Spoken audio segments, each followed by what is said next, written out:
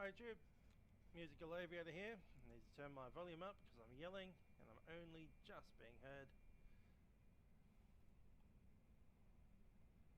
Will be a minute. Anyhow, Qantas Museum at Longreach currently having some issues. They're doing some reconstruction. I'll just be a little while.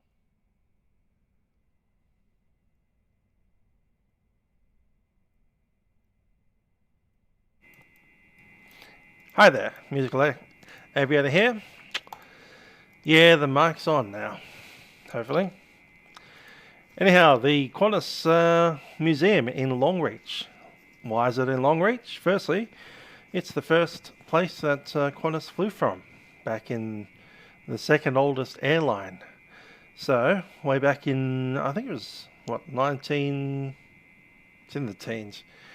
Qantas actually began as the Queensland and Northern Territory Aerial Service, and they were based in Longreach in Queensland, which is where we are now for the tour.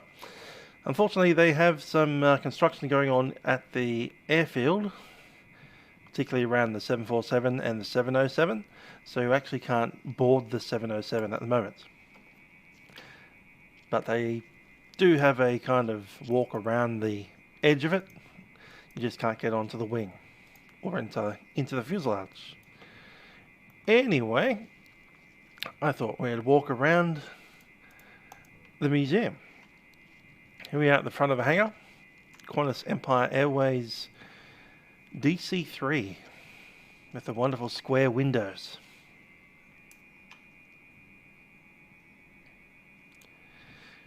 Just a quick tour around, probably only take about maybe 10-15 minutes. Qantas used to use the DC3 and also even PBY Catalina and various other things during World War II and into the 1950s. Then of course they used the Constellation, the Super Constellation, through the 50s and 60s. And yeah, so here we are at Longreach. This building here just behind us is, they say, the oldest aviation related building in Australia,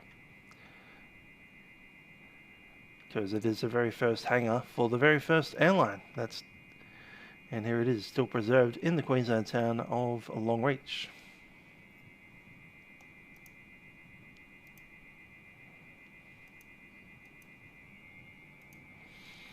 Hello to Luke and RC Tested. How are you doing? Also broadcasting this on to Facebook and Twitch. If you leave a message, I will be able to see it.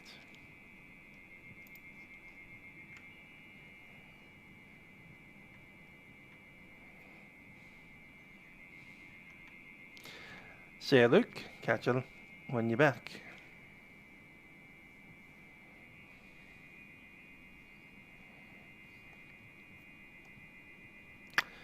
So here is the 747, it's a 200 series. Just going to walk around the 747 and get views of the 707. Quite a nice, rather short fence surrounding the 747. Now, you can't right now, but in April next year, you'll be able to have a tour to go on board that 747 if you come down to Longreach. Right now it's closed and you can't get in, but you can get around to about this location here.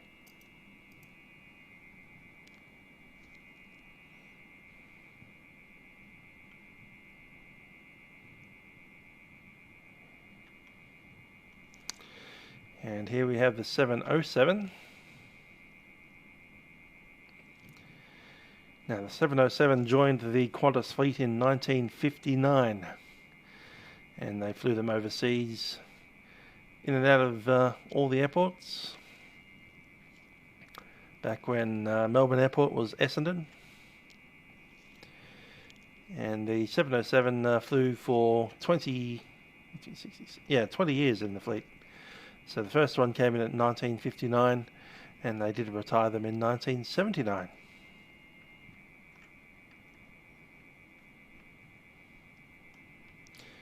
Now, if you were to show up to Longreach Museum sometime in the next couple of months until the end of March, they will show you a video of the inside of this, plus some documentary. I won't show that here since that's probably copyright as hell.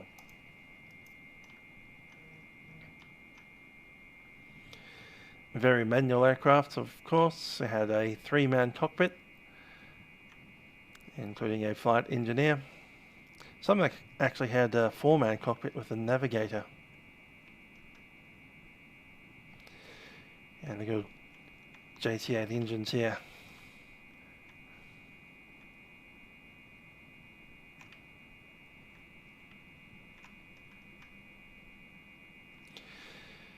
As you can see, quite a low fuselage, a little bit like the 737 size of aeroplane. In fact, the 737, is it the 900?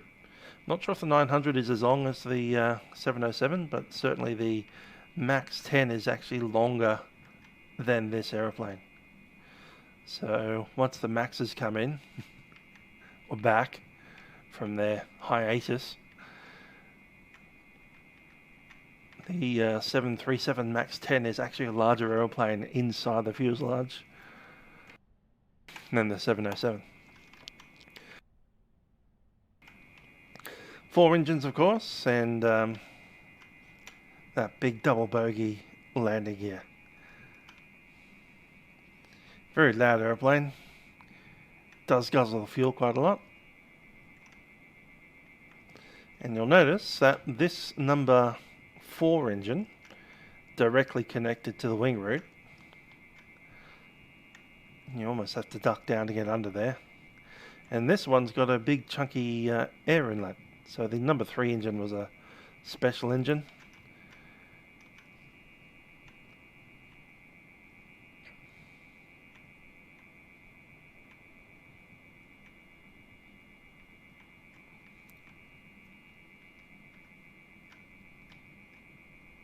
And there's the stairs. We actually can't get in this area at the moment in the real world. Front of the fuselage is a little bit off, but essentially the nose of the aeroplane is much the same as the 737. A lot of the internal dimensions are about the same as well. Yeah, they are very similar to the KC-135. Except the KC-135s have upgraded the engines quite significantly over the years, so I love that big chunky HF antenna on the tail.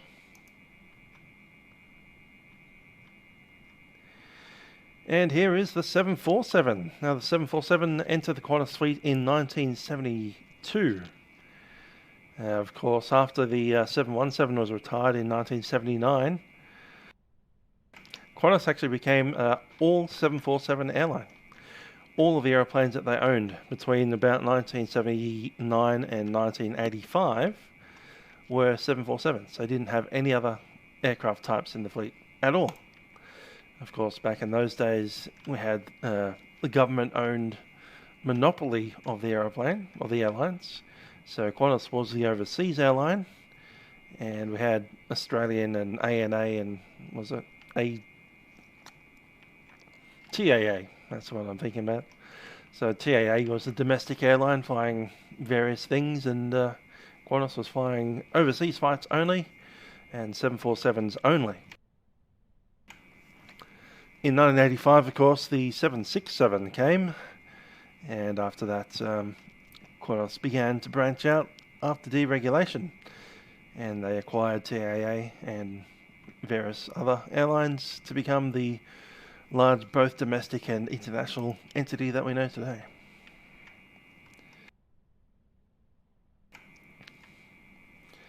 Four big engines, quite a large airplane, and of course in the 400 variant is still in the Qantas fleet, at least until next year.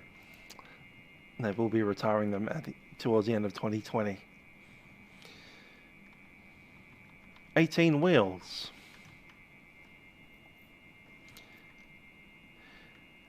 Thanks, VertX. Indeed.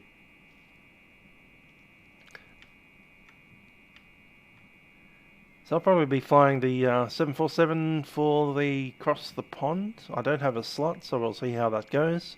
Probably not particularly well, but with any luck we'll get out early and won't have too many issues.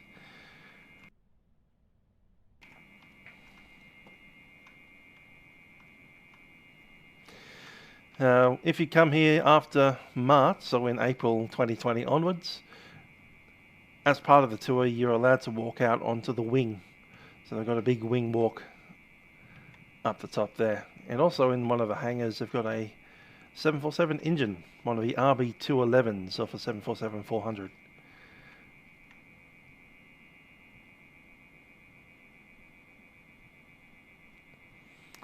Anyhow, that's our virtual visit of Longreach, Qantas Founders Museum. And if you are happening to travel around Queensland or visiting Australia, it's certainly something worth considering going and seeing if you are out that way. And if you're not out this way, then there is a very similar museum in Wollongong called the Historical Aircraft Restoration Society, HARS, and they also have a 747, a 400 series down there.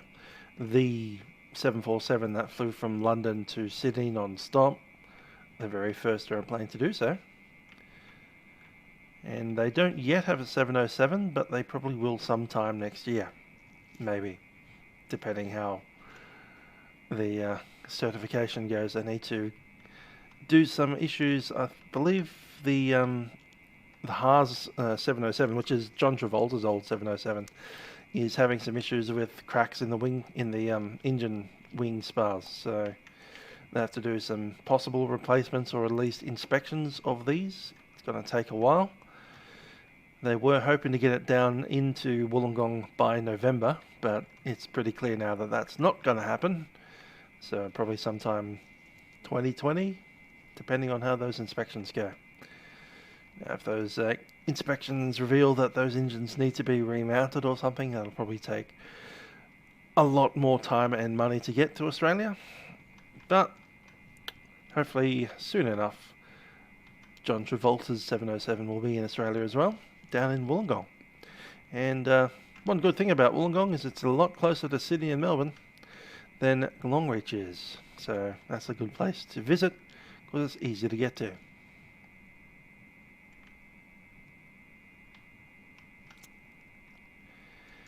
Anyhow, that's the Qantas Founders Museum. I hope you enjoyed the little virtual tour and maybe consider going out to visit if you do happen to find yourself on the way to Birdsville or something like that. There are no baggage handlers because that's a museum.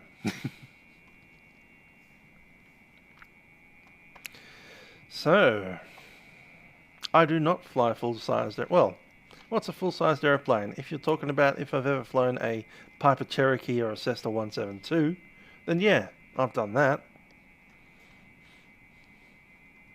They've got a license back in 2004 and then barely used it and then passed out of medical. So that's a thing. Yes, I'm old. Anyway, let's look at where we're going today. Longreach, Cav OK, I guess. We've got wind coming out of the 08012, so from the east. And it's switching out a little bit further north. Runway 04. Temperature 34. Damn, that's hot. Sitting about 29 now and then heading down to 25 overnight. QNH 1015. Down at Windorah, which is our first stop of today's flight. We're looking at a Cav OK again. 0707 knots, currently 29 degrees. and actually heading up. That's weird. 1 month till the expo at Wollongong. So if you don't have anything to do on, what is that, the 22nd, 23rd of November, come on down to Wollongong and visit the Flight Sim Expo. I think it's just pay at the door. And Dan Hammond, you need to tell me, when are the tickets available for the dinner? Because I want to buy at least one. Because I didn't see it on the website last time I looked, and that was only like Monday. So, are they available? Should I have bought them already? Did I miss out? Or can I get into the dinner?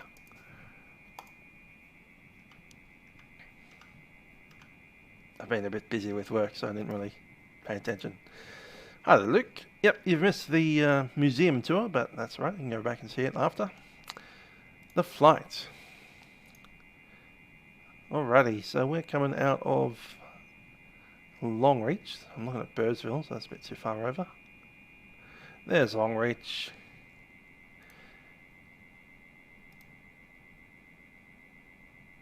Just doing something here. There we go. So between Longreach and Windorah, our first destination is 148 nautical miles. No airway between them. We'll be flying VFR, and we'll be looking to cross Junda, and we'll probably start at a centre around there.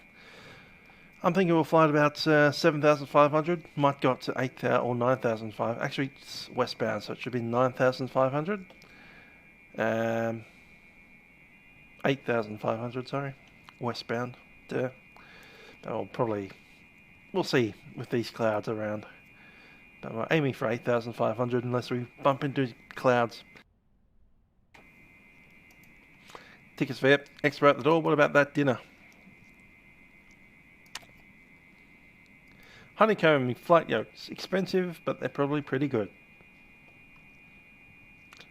Probably better than my old CH yolk. Okay, Longreach Aerodrome. We're sitting here at the GA apron with the aeroplane just over there. It has been refueled. And we'll be taxiing out to runway 04, taking off. It's 1,300 feet. Let's go over and do a pre-flight. Okay, cool. Never mind. Still waiting on details of the dinner.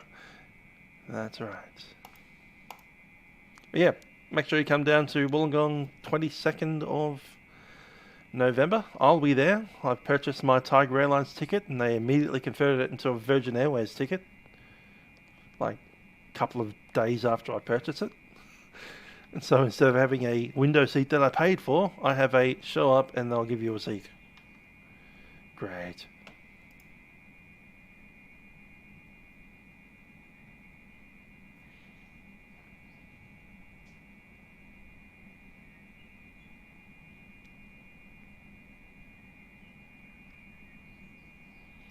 So Diamond DA62.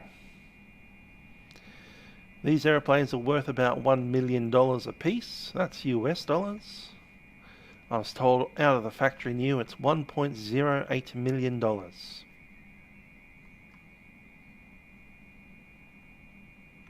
So it's a rather expensive airplane. Just doing a little flight inspection here. We have a aileron that's working pretty good. Pitot probe, cover is off. Tyres looking good.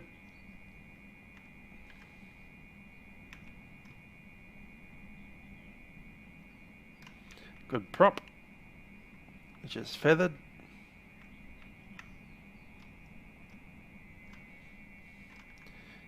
Nose under gear is fine.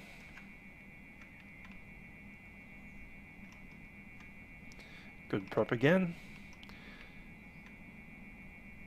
No damage to the leading edge. Wingtip looks good. Good aileron. No damage to the flap fairing.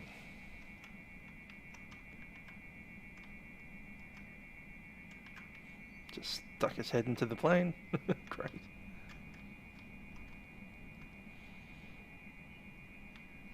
And we're looking good on the tail.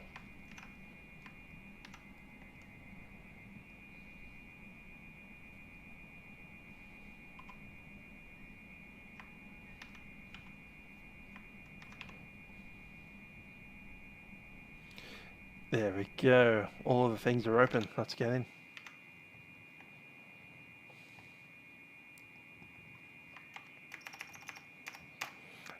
Cool. That's a good sight to see from an aeroplane. 707 and a 747 just sitting over there.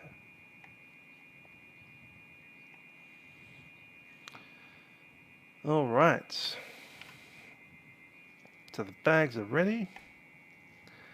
Let's turn the plane on.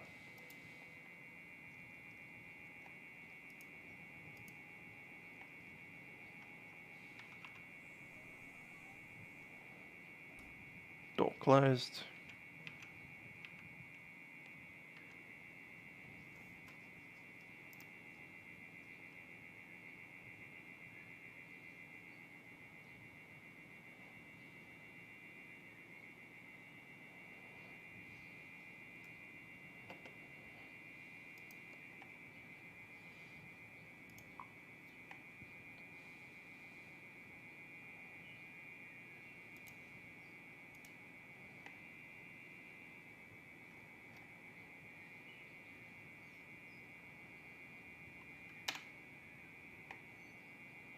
Just waiting for the AIP to align.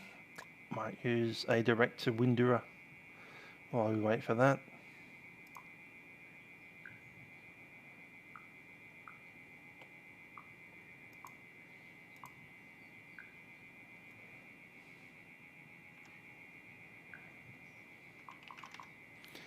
There's Longreach.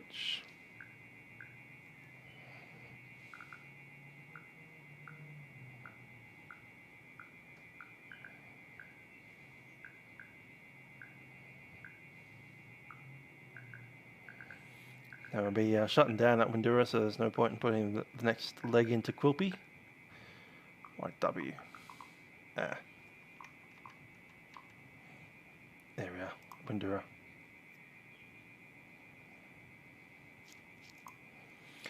Direct line. I'm just flying a VFR today.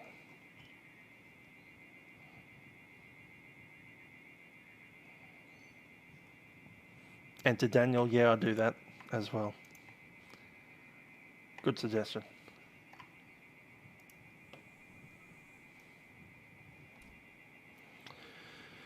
All right, let's get a engine started. Pump on. Everything's clear out that side. Switches in. Get the fuel. Done.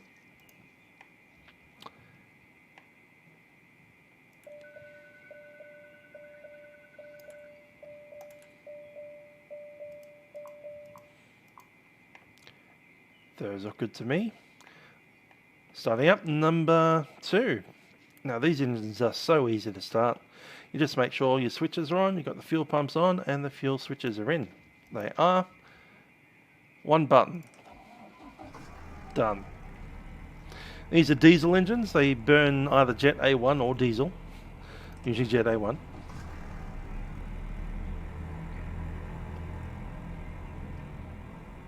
They do not burn 100 low lead. And no, this is not payware scenery, it's Ants Aussie. Completely free.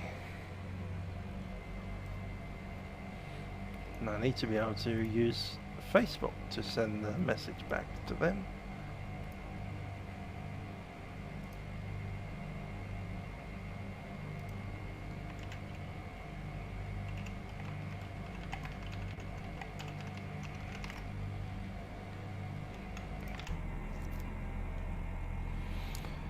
And I want to run a checklist while we sit here.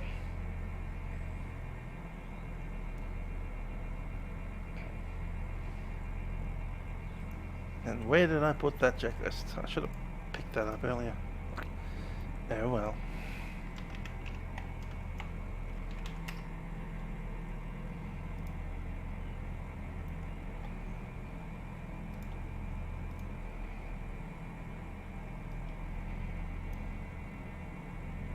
It's way down here somewhere.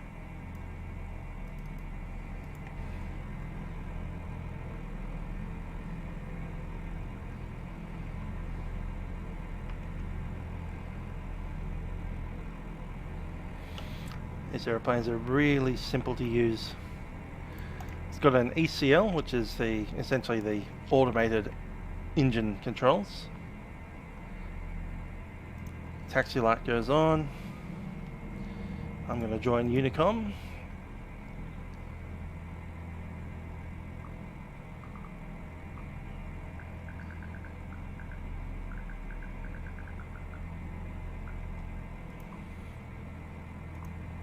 And in my second radio, we're going to pick up the CTAF 126.7.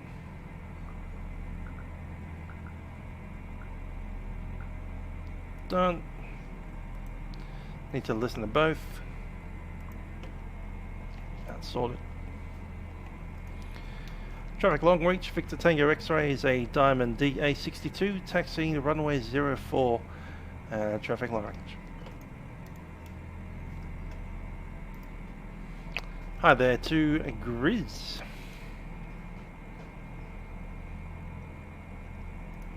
My Facebook name is the same as my YouTube name.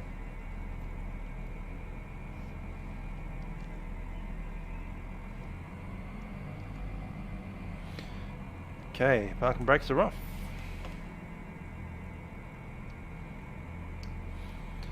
Just going to do the annunciator test.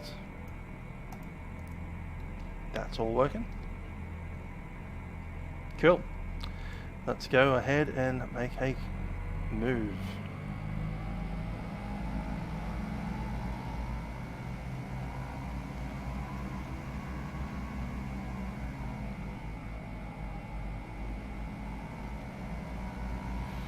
Yeah, not doing too bad. Grits for Wednesday.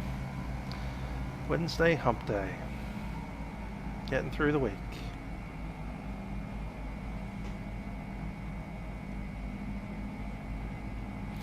Work has been hilarious as usual. They implemented a new change to our systems. We can't use our old way of doing things, but they also haven't yet implemented the new way of doing things. So today we couldn't do many things. Bit of a fail.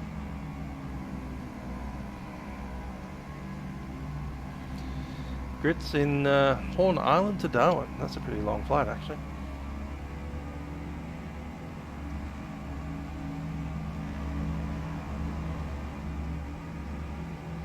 One thing to take note of on these aeroplanes is those wing tips are pretty damn long.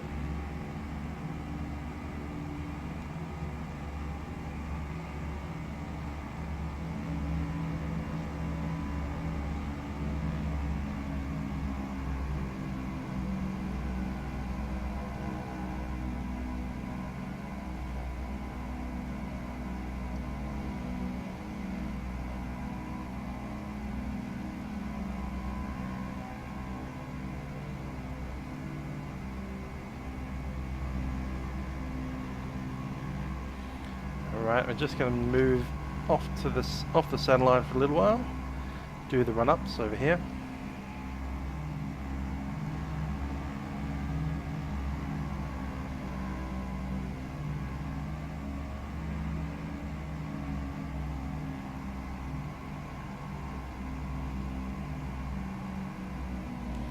Down to idle, on the brakes. And here's how we do the run-ups on this aeroplane. You'll see ECU test. There's two buttons, one for the left, one for the right. You just press one of them and hold it, and it'll self-test. Now what you'll see during the test is the load and the RPM will both rise. The RPM will drop while the load remains the same. That's the pitch, the prop pitch changing. The RPM will come back up to load, and then the load will drop. Just holding down one button. Load goes up, RPM reaches about 18, then down, and back up, and then the whole engine goes down, and successful test.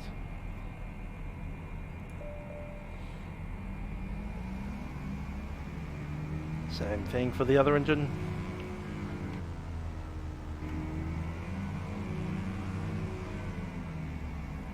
done. No fiddling around with mixtures or prop pitch levers. There's just 2 levers in the cockpit. One for the left engine, one for the right engine. There's the trim. Set that for takeoff. These are on. Rudder trim is in the middle. Flaps are set for takeoff. Fuel pumps are on.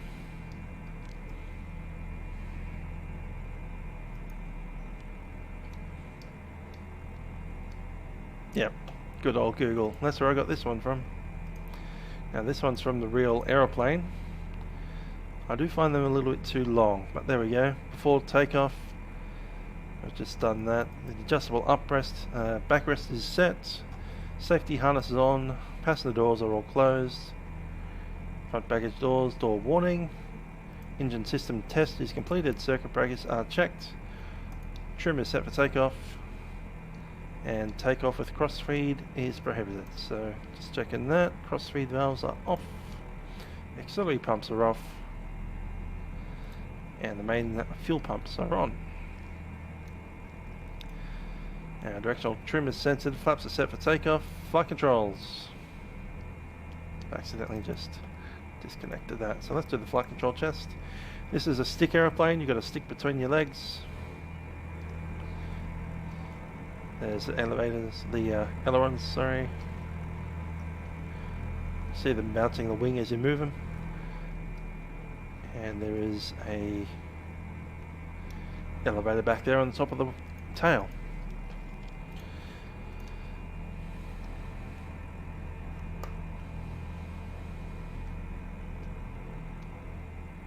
Flight controls check, pitot heat is on, landing light goes on for the takeoff.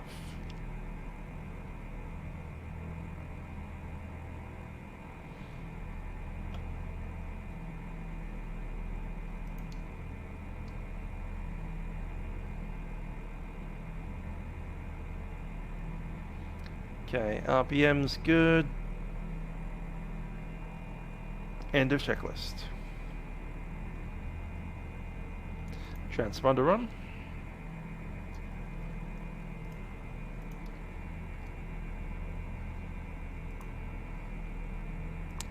Transponder on in alt mode.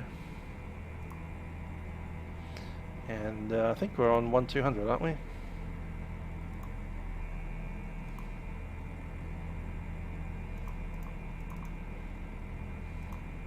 We are now. Cool, I'm ready to move out. Let's make an announcement. Traffic Longreach, Victor Tango X-Ray is a Diamond DA62, taxiing to runway 04, making a left downwind departure. Traffic Longreach.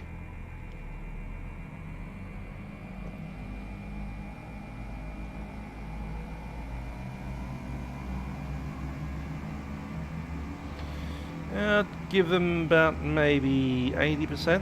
We don't have any, what's that stuff called? The synthetic vision.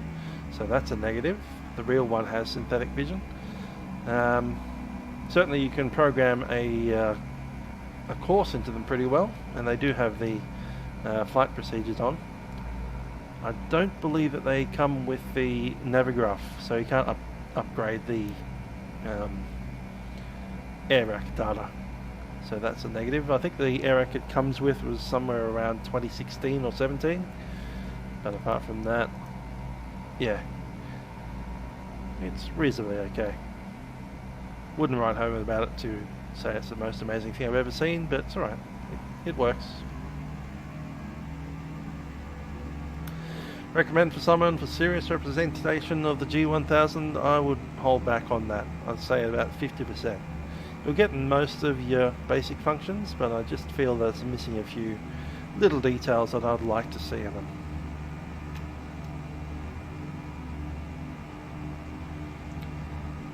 If you've looked at those FS 2020 reviews, you'll see that they have synthetic vision on their G1000s in their Cessna 172. Default synthetic vision, FS 2020.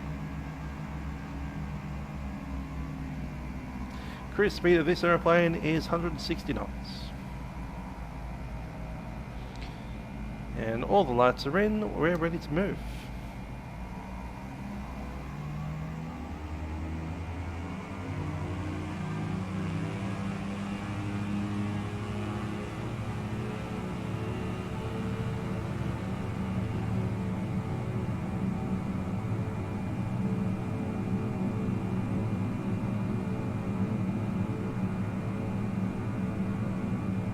70.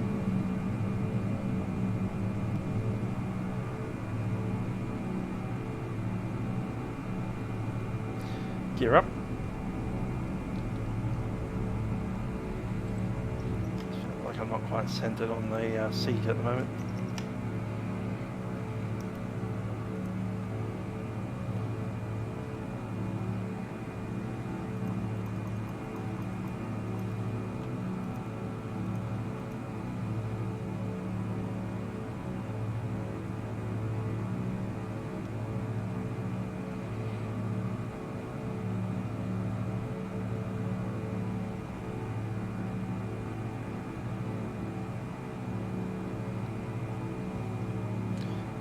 We'll start that turn.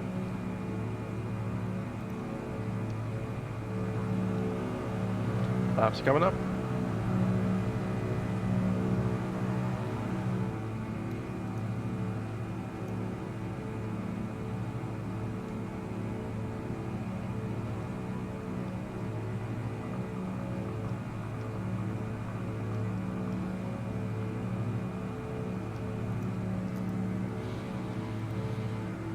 So yeah, G1000's on a FS 2020 default, has synthetic vision. And I saw that, I was like, okay, that's pretty cool.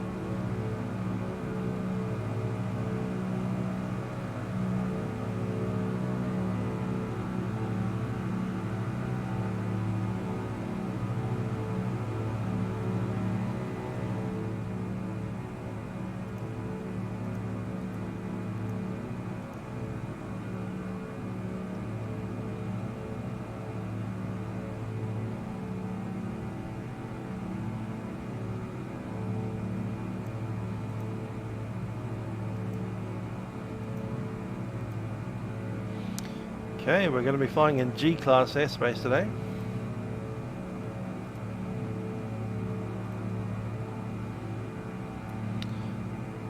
And G-class all the way up to flight level 180, so we can climb as high as we really want to. Not using oxygen today, so limited to 10,000. We could go all the way up to 10,000 without talking to anyone.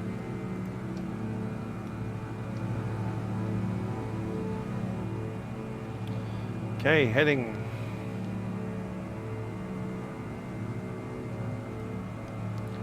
going to be 209 degrees.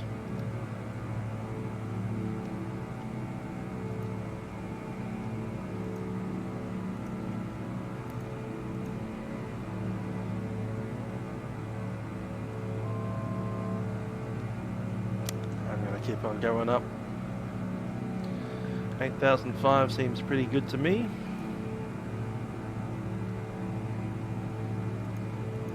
And keep hand flying on the stick.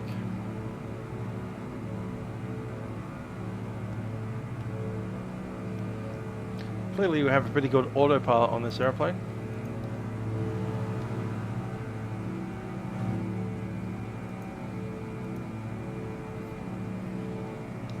Longreach, Victor X-ray, Victor Tango X-ray, climbing through 5,000 feet, heading southbound. Longreach traffic.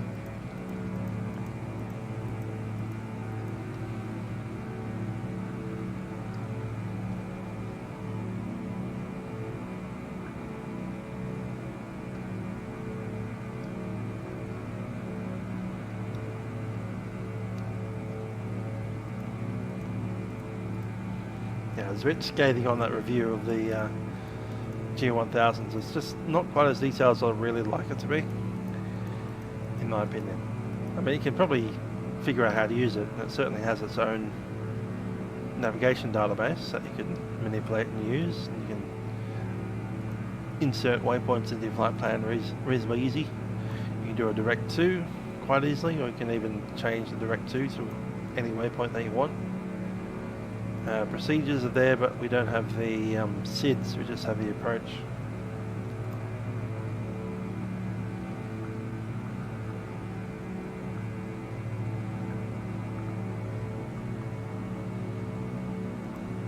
That stuff there kind of works, so.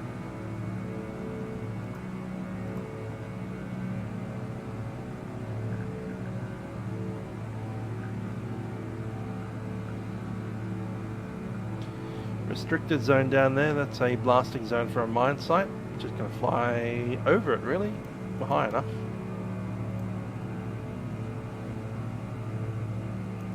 Romeo 608. We could go around it if we wanted to.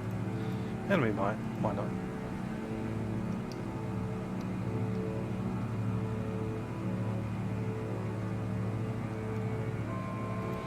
$1,000 to run. I might go onto the autopilot now.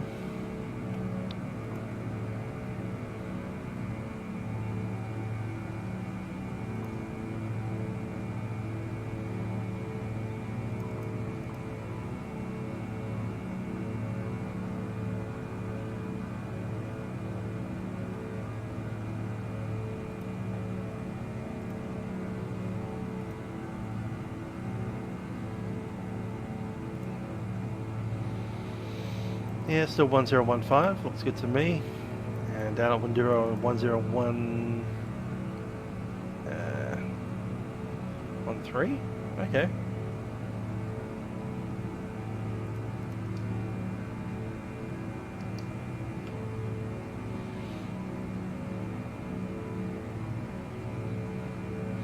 Never seen that one before, Luke. Default planes won't come on. Oh well. Nothing of value was lost.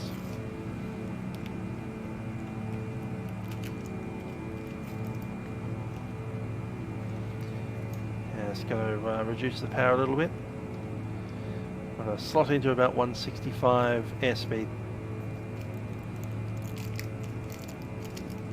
Just below the yellow.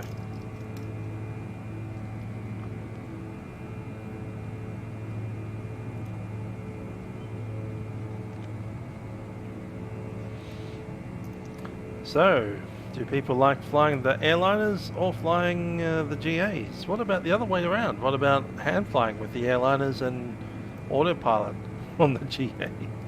That's what we're doing today.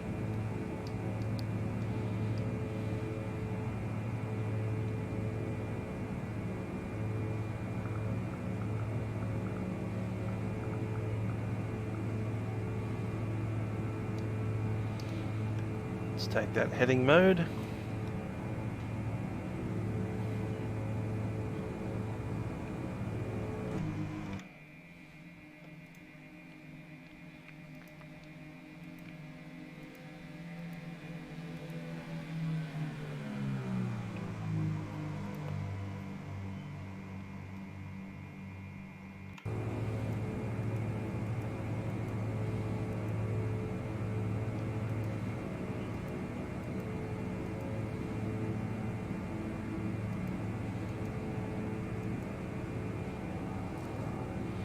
All planes won't.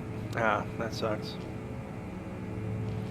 Or are you talking about the thing where it only shows you one variant of every plane? In that case, you need to select something in the menu.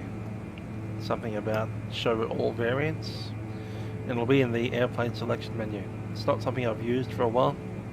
I said it once and forgot about it. But that's the nomenclature you're looking for, show all variants.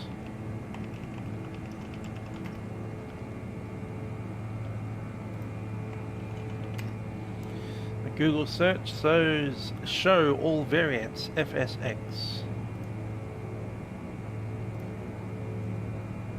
Something like that.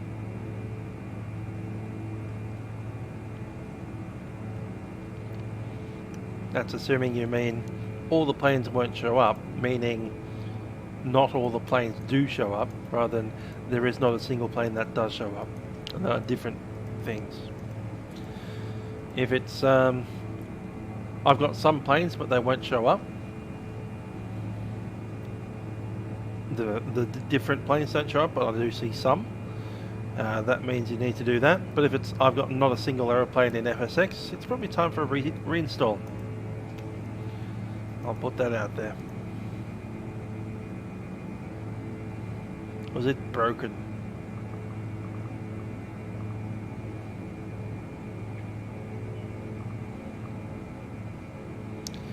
Thanks for that, Brett, on Facebook. It is indeed a nice view, and it should get a lot redder as we get further and further southwest. There's still green on the ground.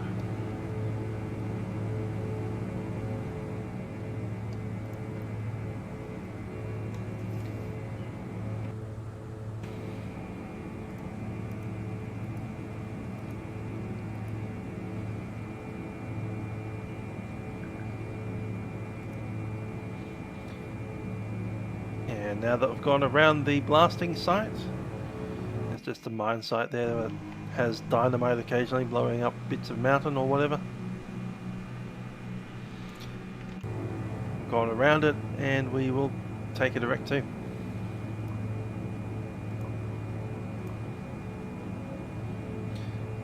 And then hit that nav button.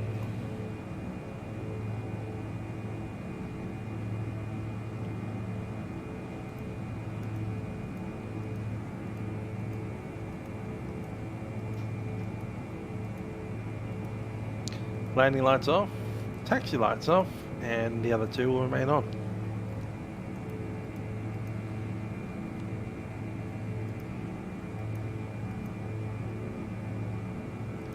Maybe it's time to upgrade to P3D. Or X-Plane.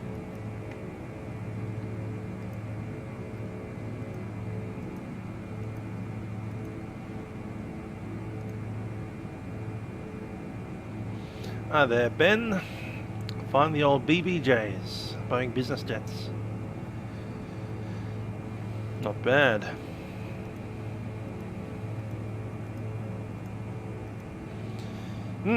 Best model G1000. I hear good things about the Coronado one, but I've never used it. And I believe that the Coronado one has an add-on that you can put, like you have to purchase another add-on as well as their normal add-on, and it'll give you the synthetic vision. G1000.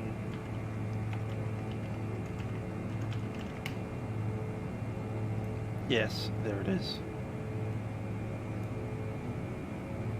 So that's another $30 on top of whatever add-on you have with the G1000. That said, I don't really like the Coronado aeroplanes. They're a little bit, they fly on rails a bit. But there you go. As I said, I haven't flown it. This is not an endorsement of their product. It's just something that I saw and thought I wouldn't mind that.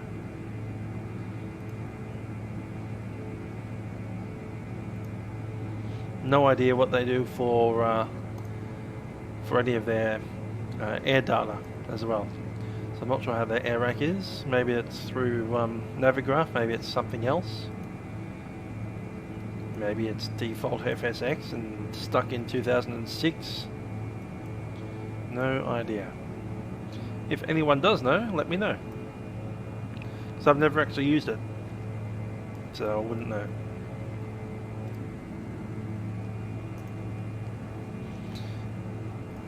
Coronado tend to be a little bit eye candy. In other words, not much depth to the simulation, but that's more to the aeroplanes. I think that system looks pretty good. I'd probably give it a shot. Maybe one day when I have some extra spare money to throw it.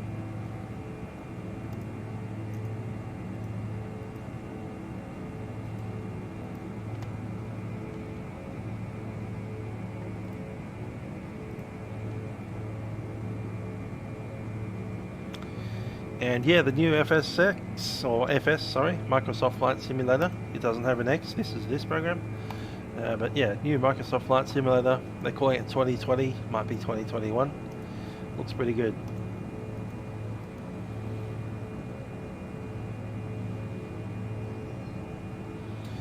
Okay, how many miles do we have left to go?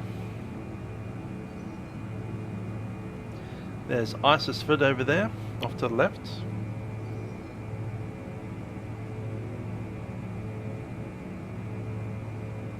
Got 35 minutes left on the leg.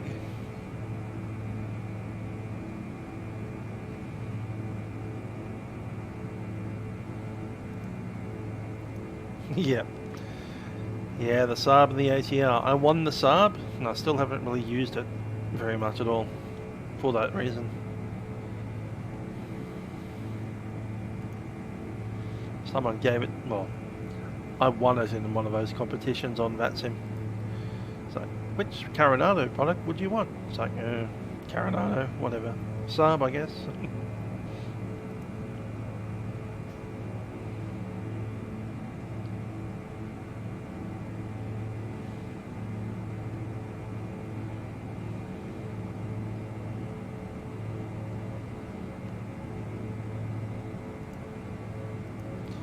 Nice weather up here today in Queensland. Okay. It is starting to get into the wet season now, so certainly next month it'll be wet season. Might have some issues with clouds and rain and stuff, although we are kind of hanging on to the inland of Queensland for this part of the tour. We won't really start getting issues with weather until we start heading up towards Cairns. So in the inland portion we should be okay. Windourah and Quilpie for this flight, Birdsville next flight, and then we head up towards Mount Isa.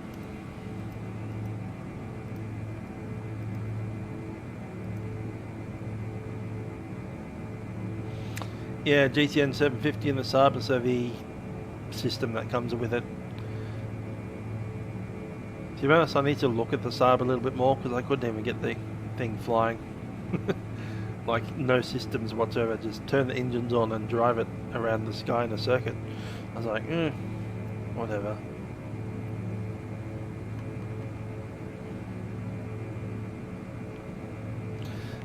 I think it's more to do with being bored than anything. It's like, why fly a Saab 340 when you can fly a, Q400? Much better plane.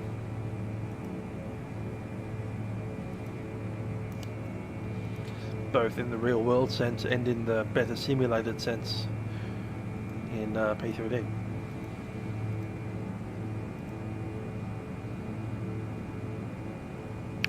Yeah, RC tested. Coronado's kind of one of those companies that just keeps on churning out, what would you call them? Very well modeled, as in good external model visuals on, well, default aeroplanes. They're default FSX aeroplanes with very nice visuals. So the Saab SF340 just fires like the King Air, like the default King Air from FSX.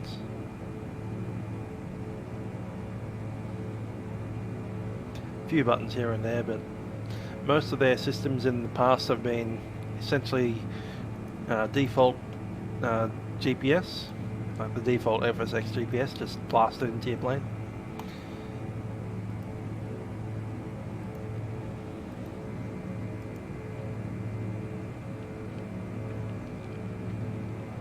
I've never been on a Saab.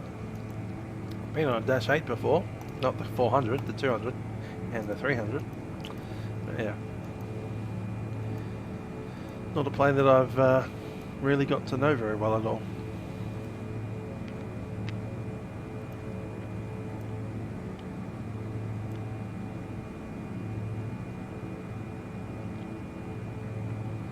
I mean, I see them floating around in Sydney and Melbourne and stuff on occasion.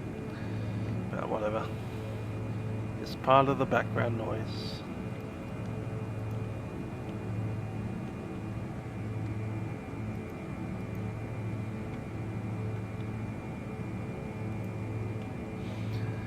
Alrighty, we're starting to head into that part of Australia that's red.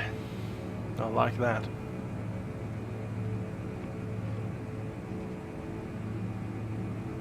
Hello Aaron, not doing too bad, hitting 8 PM here in Melbourne. Warm day today.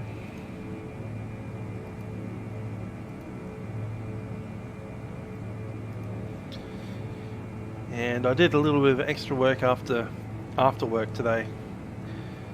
So hopefully tomorrow morning goes a little bit smoother than today morning did.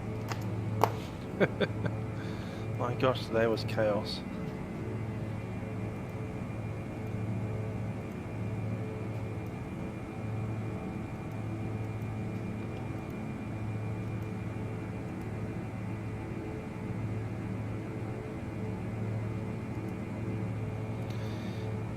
Yeah, I need to learn a little bit more about the Saab before I go blasting off in it. I probably might even get some pointers off you if you want to show me how to put a GTN 750 in it.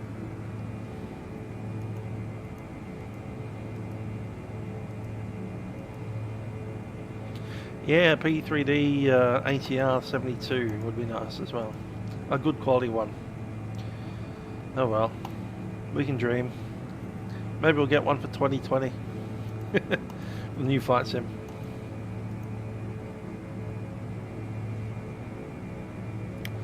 JDA, where is that? Junda. Outback Queensland at Junda. Junda has a population of 350 people. Centre of the Channel Country. It comes from the Aboriginal name, word for women, as in female people. Junda is situated on the banks of the Thompson River. Scenic fishing and recreational area. And what do they do there? Not much, I'd imagine.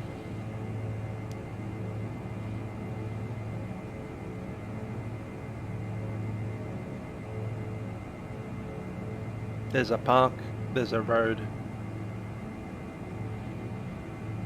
there's a police station, there's a library. The Archer Brothers Pioneer Pathway.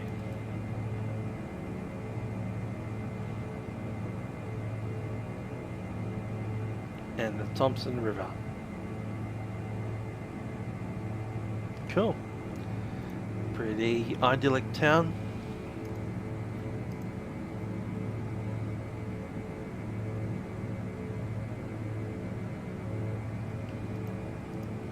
Yeah, I'd imagine getting the auto parts to work on the Saab to work with the GTN 750 might be a problem. Often people just kind of partly give up and you end up just flying heading mode. So set up the GPS just to plot your magenta line down and just follow it.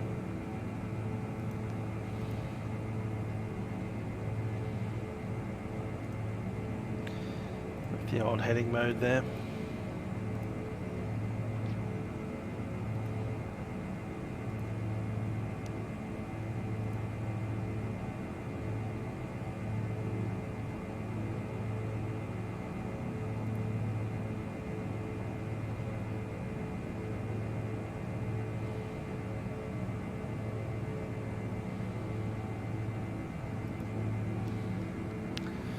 Luke, seeing me on the old VAT map.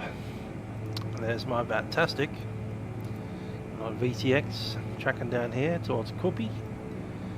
A little stopover in Windorah.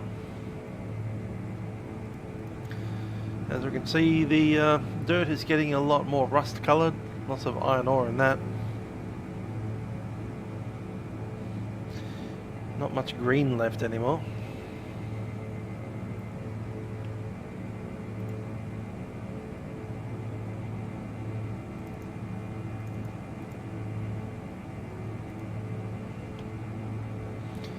Luke asking what I do for a living. I work in an office for the NBN.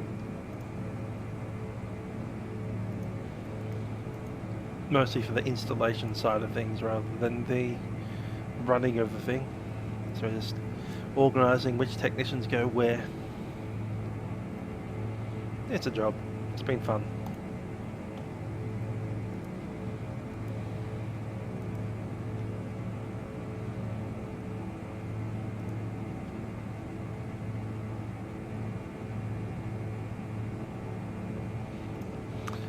So I'm on to two of the GTN screens. So we've got airspeed there, that's pretty obvious.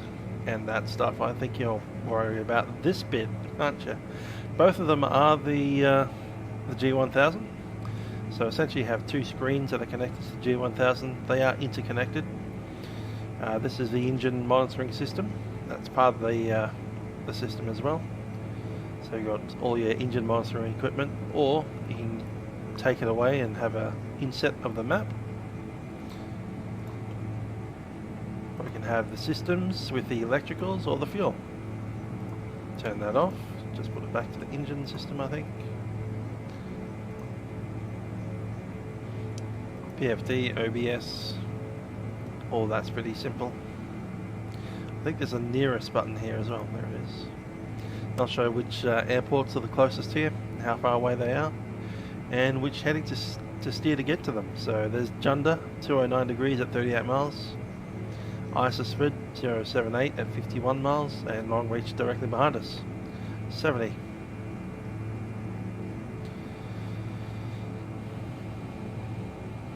Yep, 32 tomorrow. Not looking forward to that at all.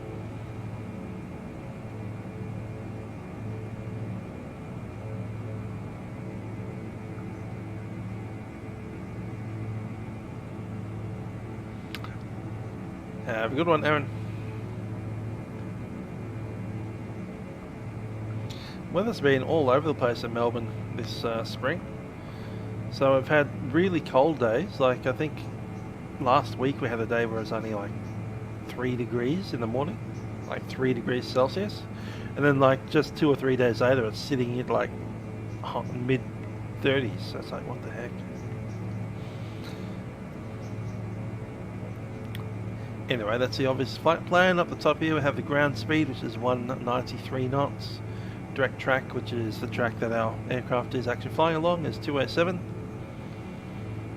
The actual track is 207 as well, which means that there's barely any crosswind. Estimated time en route, 23 minutes and 5 seconds until we get to where we're going, which is the next waypoint in the sequence.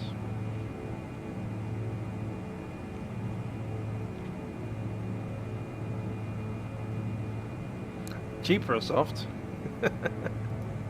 Is that a weird thing for Microsoft?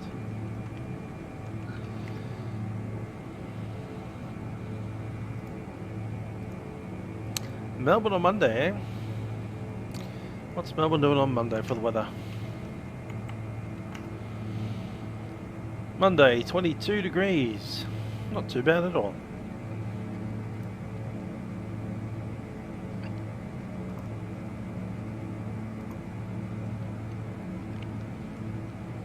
Up here we have 10 knots. That's showing that we've got a slight quartering tail crosswind. Track is up. And we can go to terrain mode, which will show terrain near us. We're about 7,500 feet in the flattest bit of the country at the moment. Or we can show airways. Barely have any of those around, but we can see one of them.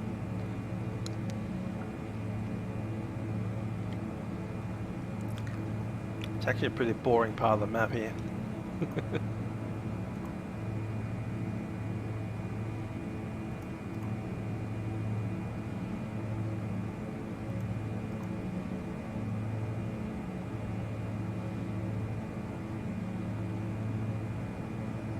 And you got the flight plan page. We're just tracking direct to Windourah.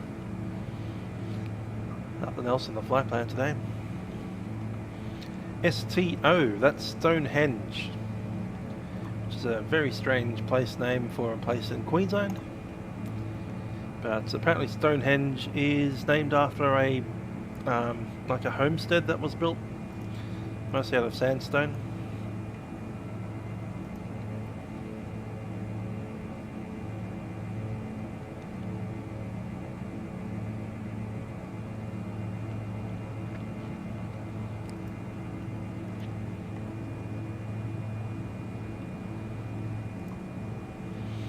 That's why I need to get Lockheed. What's cheaper soft Airbus X? Oh, Aerosoft. Yeah, that's true. Fair enough. That's why I don't use the Aerosoft anymore. Had some issues with it in my system. Wasn't able to connect the joystick to the aircraft. FS Labs works fine. Especially on this system. The old system it used to lag like heck, but yeah, with this system it's working pretty good. There's our procedures. You can select an approach. There's the NDBs, the RNAVs.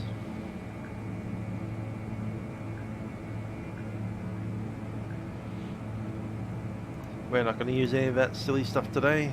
We're just going to fly straight in.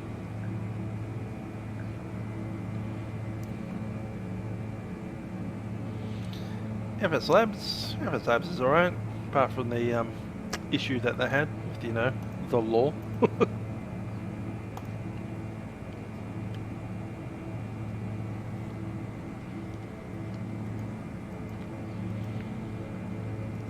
I'll be extensively using the FS Labs Airbus during world flight, so all my live streams from this PC will be on mostly that. I think I might do a couple of other legs, but for the most part I'm going to start off with the old A320 flying everywhere.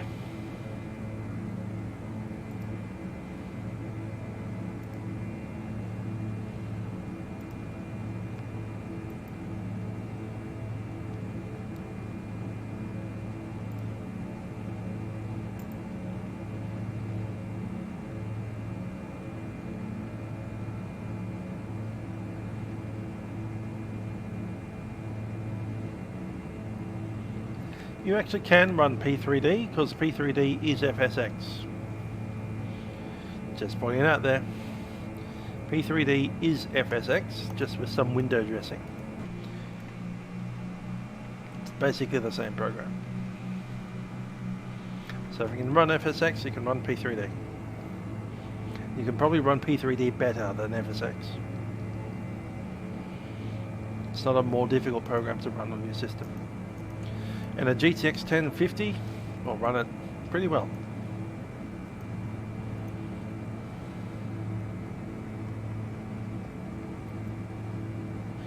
You will, however, need to reduce your, what they call that stuff, auto-gen scenery down to almost nothing. But if you're happy with just dropping your auto-gen, keep the settings essentially the same as you have them in FSX, because they are the same, then yeah, get P3D. And if you're a student, academic. If you're not a student, then you'll have to look at other options.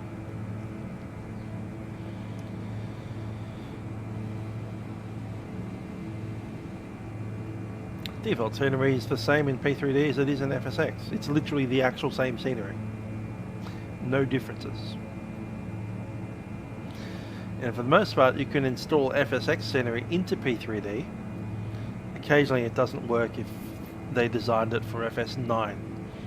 But if you've got native FSX scenery, for instance, the airport that we just flew out of is an FSX design. As ATS Aussie airport scenery, no differences to the FSX version. I literally downloaded the FSX version and just installed it to P3D and it works fine. Obviously, you saw in the beginning of this when we walked around the museum there. Exactly the same.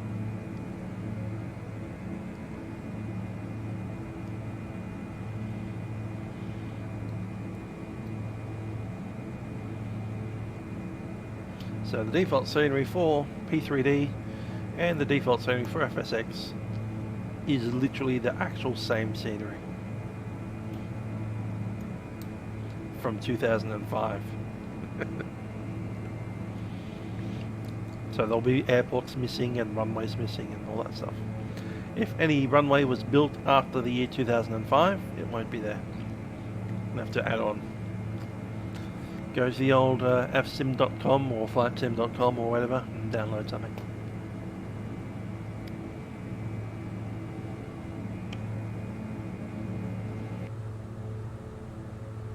Or download from the links below. As I go around the tour of Australia, I'll add the scenery that I'm using into the description.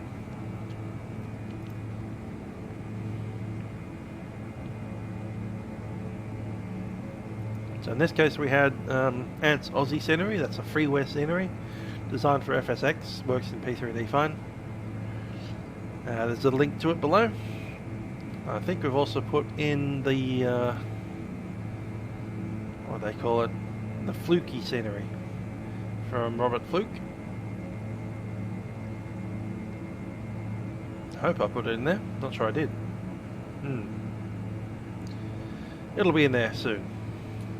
So by the time this live stream is finished, I'll put it in there. But the Fluky scenery is the next airport that we're going to, which is Windourah and also Quilpie.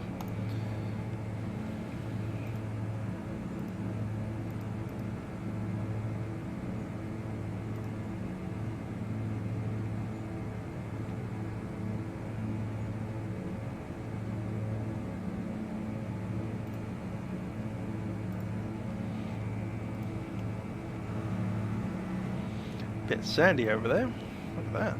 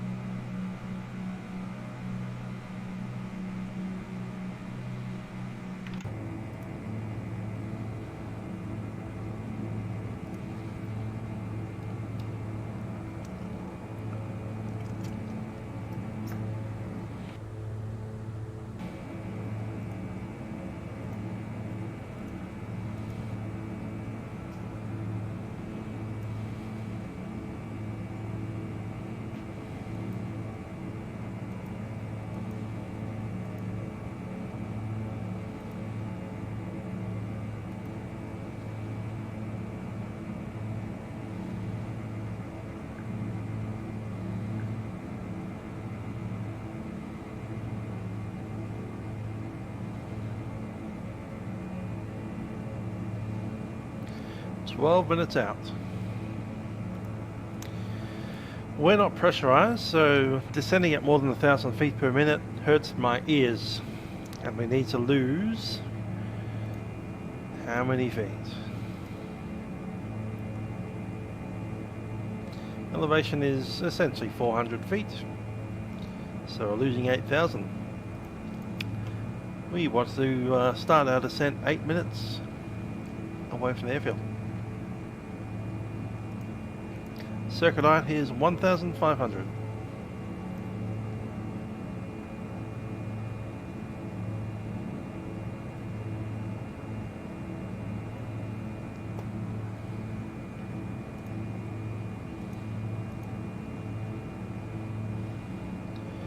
See how that fuel situation's going.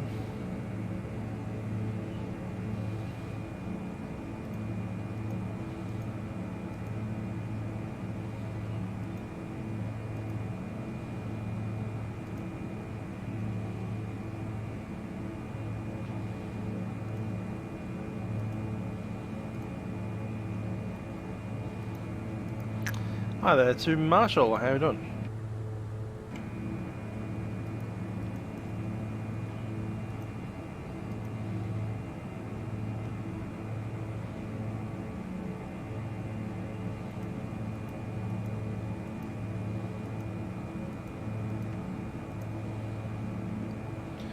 So it's going to be QNH 1013 down in Windourah. Gonna set that.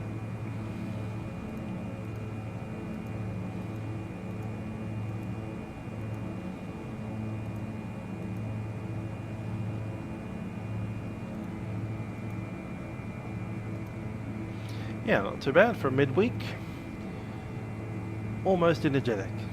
Nice and warm today, so I guess that might have encouraged a little bit more, you know, circadian rhythm kind of stuff going on. Very bright and sunny when I go to work, so that's pretty cool. Bit of a hard day at work today. Lots of issues with our systems.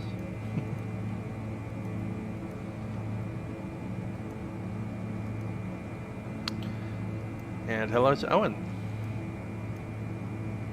This is what we call channel country. Basically there's a bunch of rivers that occasionally sprout up and then dry out, and they leave a channel. And because it's so flat out here and not very wet very often, essentially the riverbeds dry up, and then next time you get a flood, the rivers don't show up in the same place. So you get these little river channels, little bits of broken up river, dry riverbed. So there we see the dry riverbed staking its way around, then a bit of water over here, all broken up. Channel country. Marshall making the big move to X-Plane. I wonder if he'll be making the move back to FSX FS 2020 when Microsoft Flight Sim comes out. We'll have both. Why not both? I should probably get into X-Plane at some point as well. Not sure when, maybe next year. But certainly not before World Flight, because I'm madly installing scenery for World Flight. so I can do a whole bunch of legs in the bus.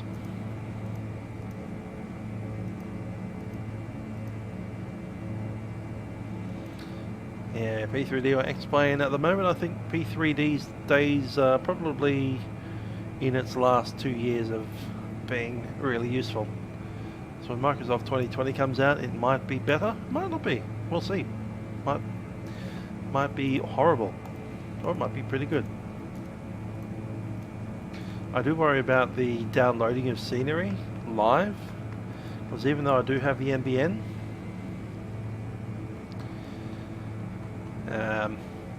downloading what 2.8 petabytes of data is not going to be happening on my 50 kilobit per second bitrate. Megabit per second, sorry. 50 megabit per second is the best I can do. Sometimes it does push up to about 80. That's like at 3 AM on a Sunday. Yeah, we did a tour of the Qantas Founders Museum on foot, and now we're flying down to Windorah.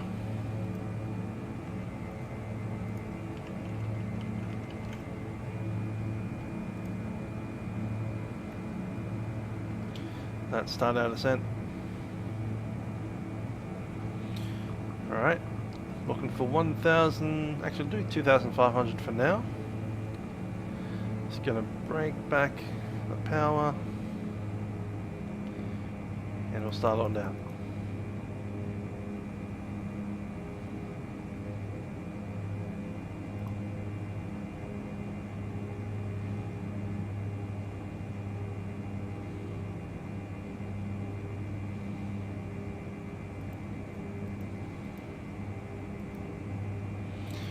Yeah, that's one good thing about X-Plane. It's the cheaper version of a simulator. It's a pretty good simulator to look at.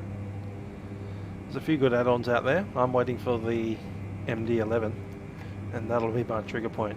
As soon as that MD11 comes out, I'm going to be buying X-Plane. I'll be using both.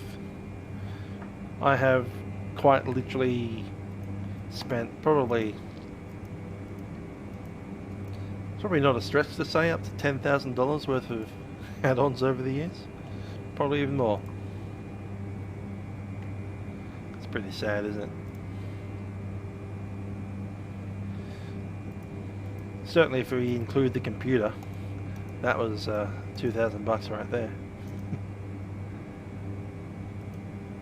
2 iterations of P3D, 2 iterations of FSX, add-ons going all the way back to PIC 767 Partner Command from 2001. Yeah, I've been simming since 2001. Of course I've spent $10,000.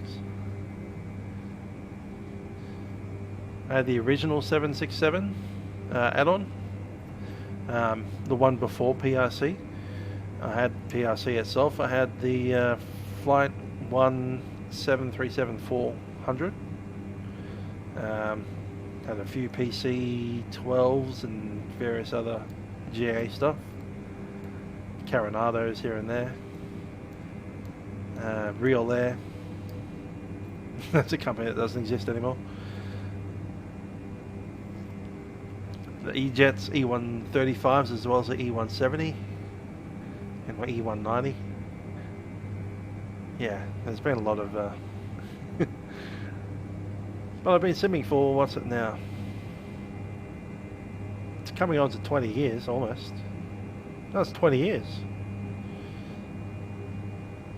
It's more than 20 years. 21 years.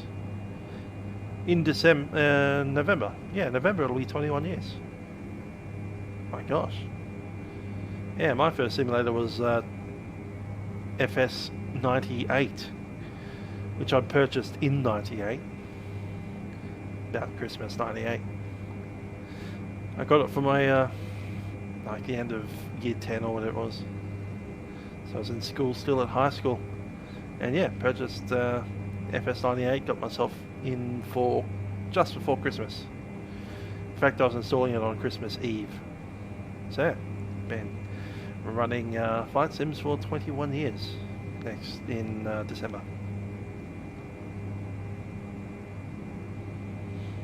And I've been putting add-ons on sims since about, I'd say, 20 years. Yeah, 20 years.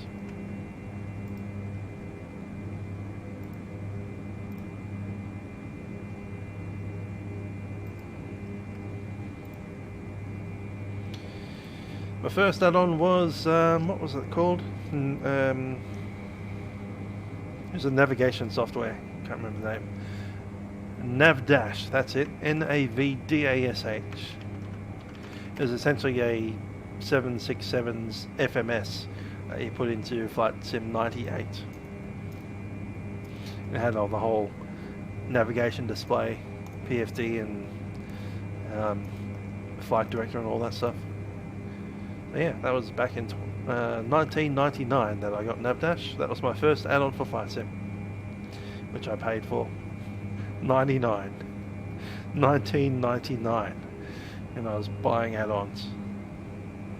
I think I got Windourah visual ahead. VATsim making an entry exam? No, they won't do it, and it'll never happen. And I agree with them. Pilots should be able to enter straight away. Entry exam for controlling, yes, as we do it, but not for pilots.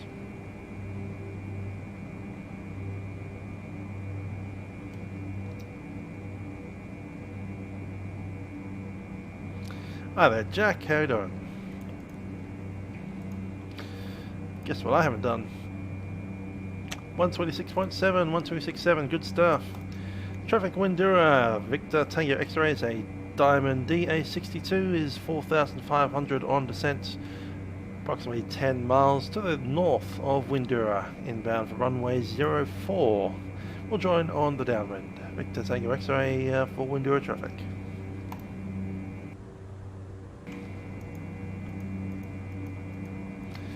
Okay, we'll join from the left downwind.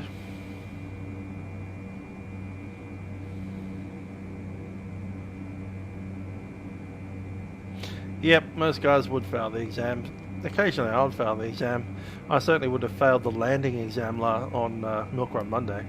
That was a shocker of a landing. I think I got scared of because I haven't flown at night for ages, so I just wasn't used to the whole visual feel of what the runway looks like. And I saw all of those crossing lights, and I just felt that the runway is getting too short and I was floating. So I didn't flare enough, and I just slapped it into the ground. I think we had like -6, was it? -400, about 450 feet per minute descent rate. Maybe a good chunky bump there.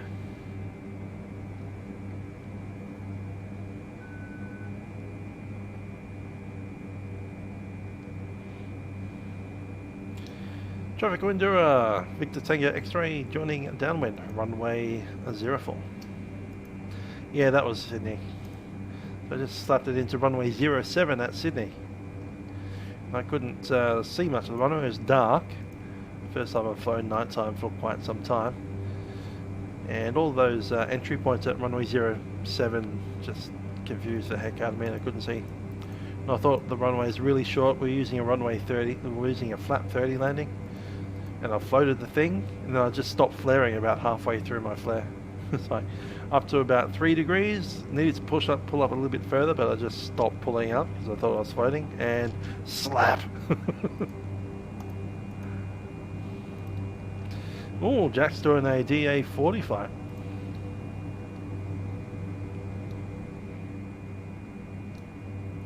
They're nice airplanes. Flight director is off. Let's get some landing gear.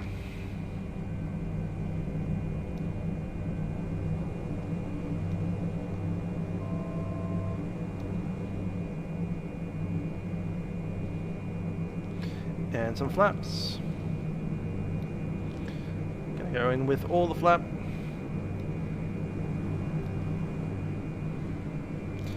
Brakes are released, undercarriage is fixed, is down, sorry.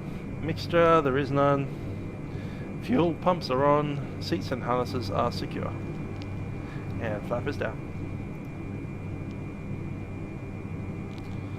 Traffic Windourah, Victor Tango X-ray turning base, runway 04.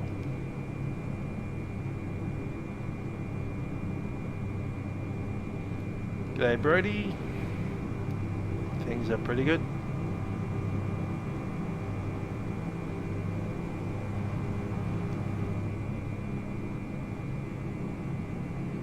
Yes, I have flown real world before. Let's take a look at my channel page. You'll see me about 5 years ago flying a Piper Archer. I did have what they called GFPT back in 2004. That's the last time I did some real flying on solo, but yeah, I've done some flying since then. Mostly Cessnas and Pipers.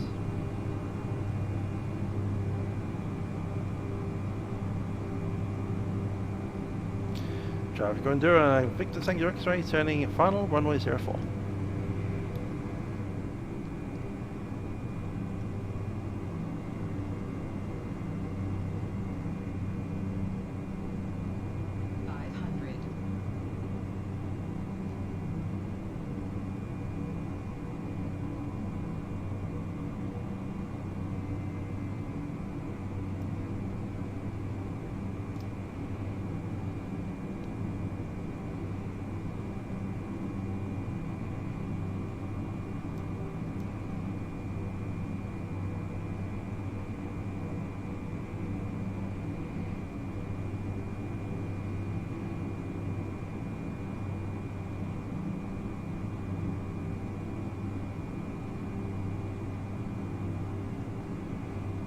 We'll continue.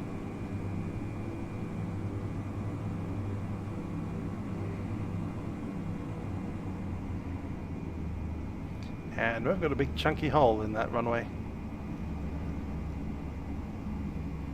Ah, great. Going around. Can't land at Windourah. Should have tested that before I came here. Flaps. Gear up.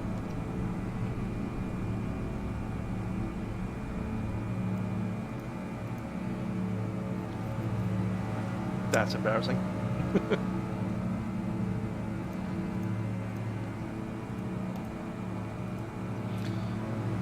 Oh well, we're doing a little bit of a low flyby of the township and then we'll have to wave off down to Quilpie.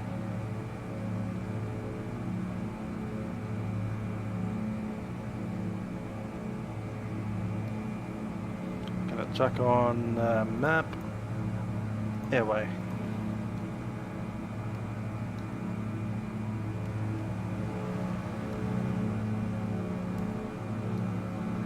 So yeah, one thing I'll need to do is, if I did want to go back to Quilpie, Windourah at any point in time in the future, there's a couple of files that go in from the FTX Australia version 2.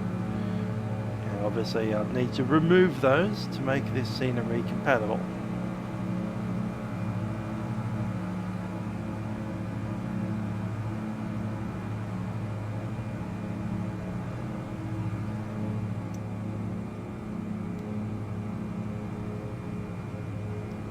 One thing I do love about towns like this, there's the town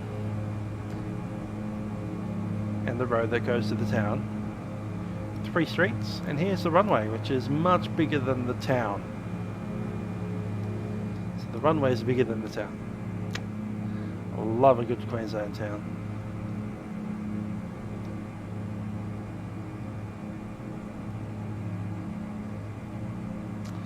Anyhow, we're going to head on southwest down to Quilpie and hope that the runway there is working. Going to make some checks to make sure that is the case. I know that Birdsville is working because I tested that plenty of times. Worst case though, we're going to divert all the way down to Birdsville. I'll just double check that Quilpie is ready to go.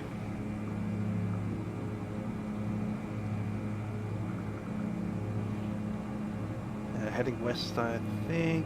No, we're heading east.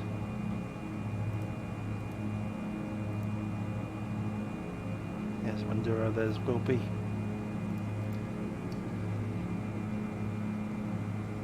Cool.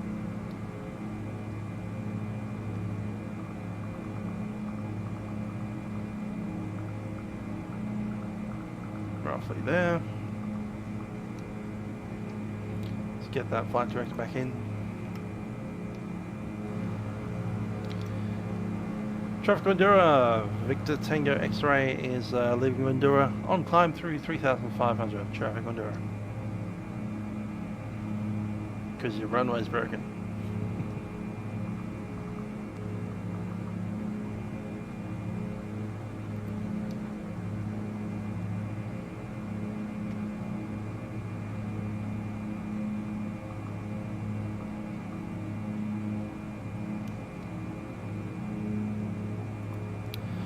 Pilot is on. And want to get a 7,500 this time. How far away are we from? Just do a direct to.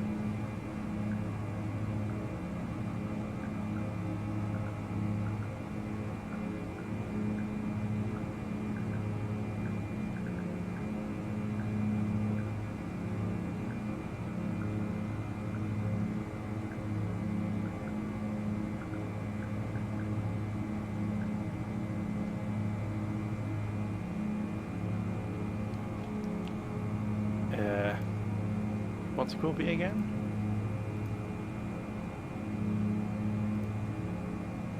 QLP, okay.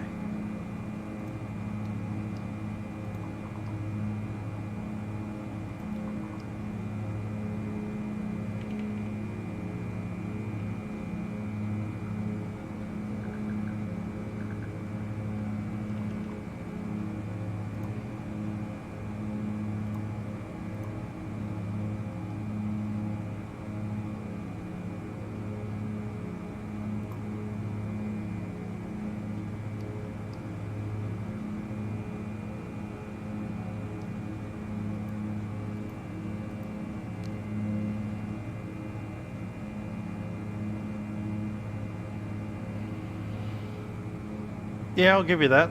The handling on X-Plane is a very nice feel. Just the way that they do the blade theory kind of thing. I mean, they both kind of work. FSX isn't really great, but P3D is getting a lot better. At the end of the day, it becomes the add-ons themselves. Like P3D's handling of the 777, in my opinion, is top-notch. And the 747 is pretty good. 737 is a bit average at times. The flare is just weird. I know they did this weird ground effect thing, so that as the aircraft transitions through about 30 feet, they've actually swapped the model, but sometimes it doesn't load properly, so as you pass that 30-foot mark, it just stops flying properly for a couple of seconds while it loads up the new aircraft model files. Anyway, that's how PMDG made their 737 work. It's just that last couple of feet in the flare that just gets you every time.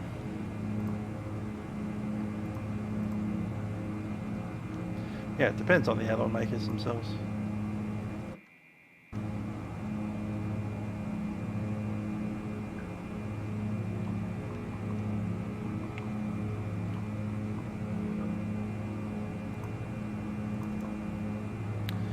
There we go, we'll go to nav. 1,000 to go.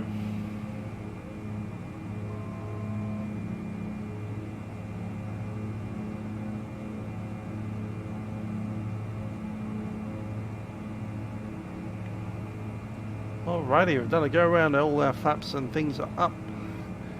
Sitting at 120 knots. I'm going to actually increase the RPM a little bit.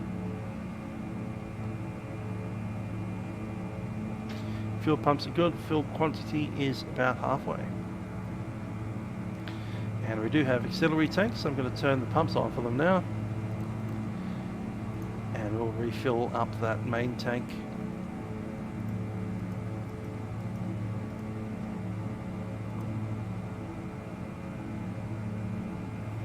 So fuel transfer from auxiliary to the main. There's a Dan 172, head on. We did a go around at Windorah because we forgot to fix Windourah.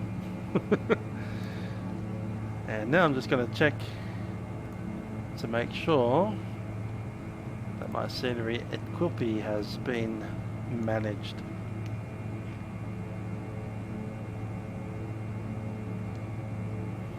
Where did I stick that? Lockheed Martin, P3D4. There is OZX YQLP.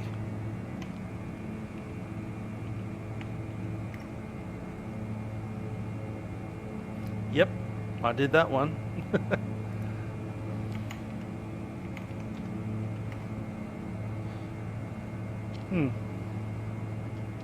Technically I did Windorah as well, but it didn't work. That's unfortunate. Let's revisit that one.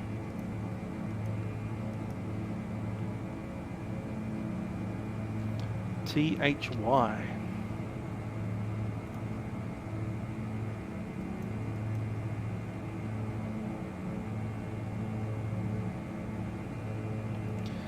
THYLUNGRA. Thylungra.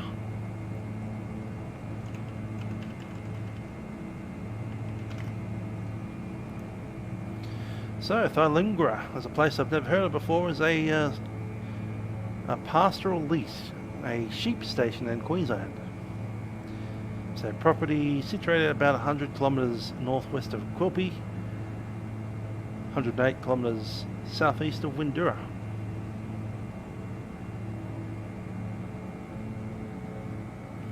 Property is predominantly open downs flood-out country with black soils to the south, large areas of Gidia stands interspersed with low sandhills. North is mostly mulga country, and the remainder of the property is stony range. It's literally what it says in the old Wikipedia. The name Thylungra is taken from the Buntamara people phrase meaning permanent water.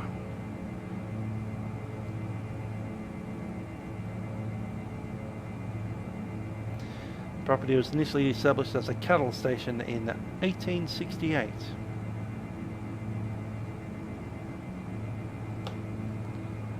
What year was Melbourne founded? It was actually quite late in the 1835. So 30 years after Melbourne became a thing, this cattle station existed. Australia.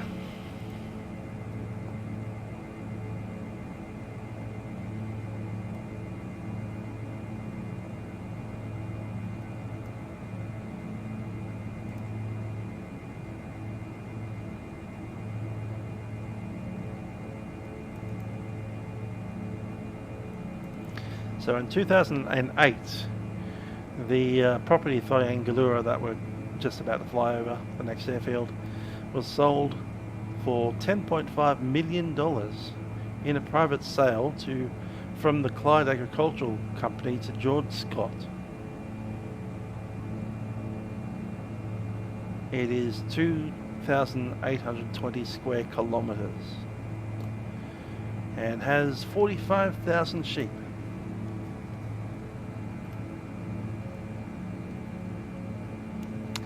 Brady Murdoch thinking about doing the old Papua New Guinea VFR. Yeah. There's a good add-on from Orbix for that as well. Really tough airfields. Really, really tough airfields.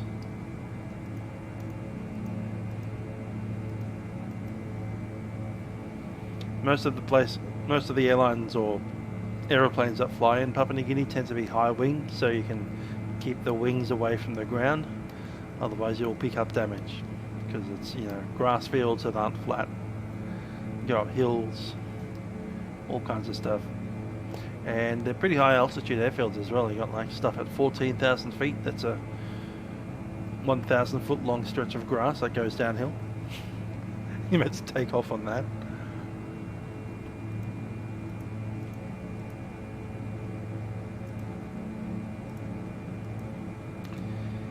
Yep, it's a very different challenge to this kind of flying, which is long stretches of flat.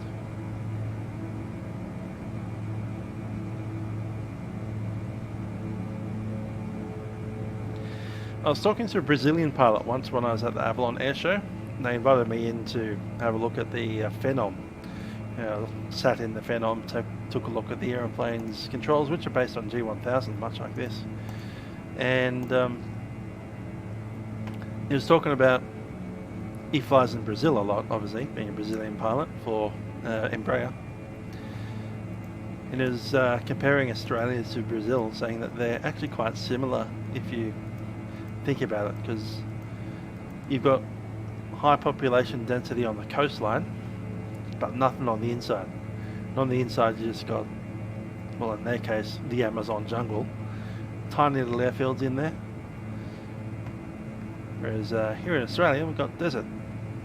That said, I'd rather have an engine failure here in the desert, because you can at least find something flat to put it on.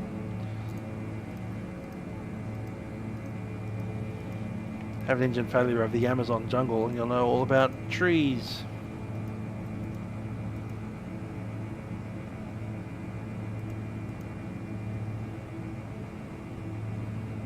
Don't fancy landing on trees. That said, once you do finally crash land into that, there's no roads out here. Well, there's one road, but who's going to come along that road? How long will they take? Like 2 or 3 days?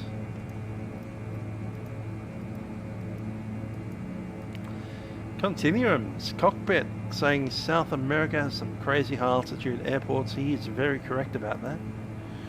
Very high altitudes in the Andes there. You got like La Paz, which I think is, or was for a while, the highest airfield in the world.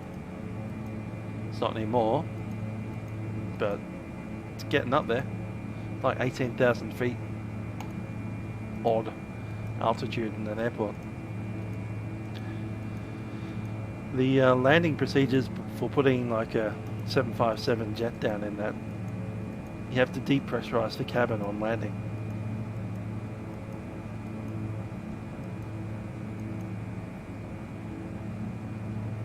Like deliberately, up to about 14,000 feet altitude. It's crazy stuff.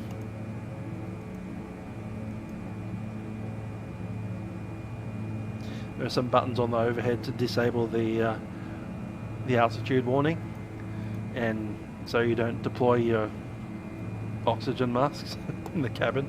It's like, we are going to deploy no oxygen masks for 14,000 feet inside the cabin, so we can open the door. Yeah. Not much South America this well flight. I think we're just hitting... Oh, there's a bit in the middle. They're doing Rio de Janeiro and a couple of other Brazilian places before they head over the Atlantic, which I intend to fly.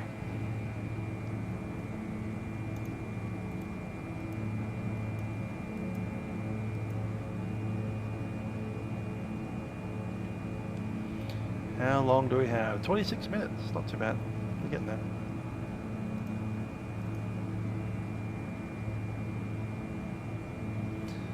So there we are, direct to Quilpie, distance 77.5, GPS on the nav2, autopilot, yaw damper, and altitude.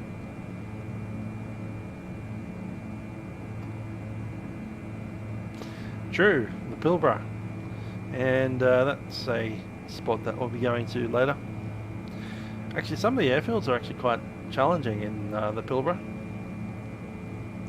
and fortunately Fluky's given us a few in the sim, so we'll be visiting some of those in 6 months when we finally get over to Western Australia on this Round Australia tour.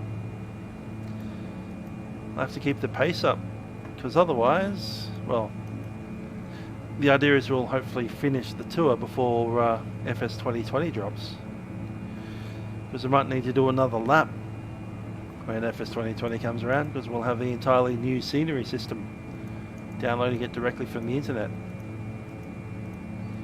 petabytes at a time. And I wouldn't mind to see a full scenery tour of Australia with real world scenery, satellite pictures from Bing underneath. That would be quite cool.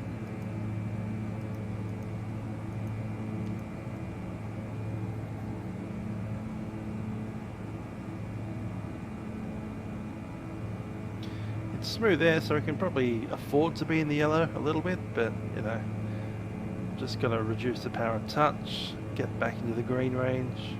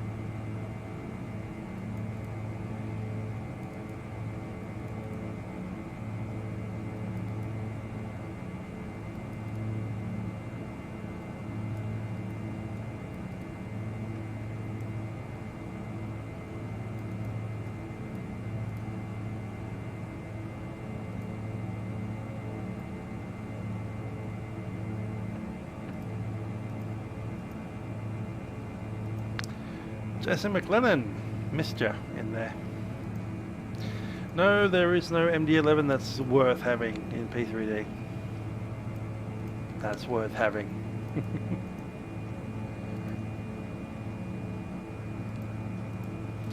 Anyway, we still wait for that X-Paint 11, MD11.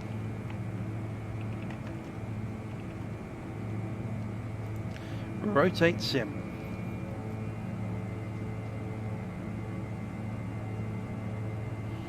Wonder how they're doing. Have they put anything out recently?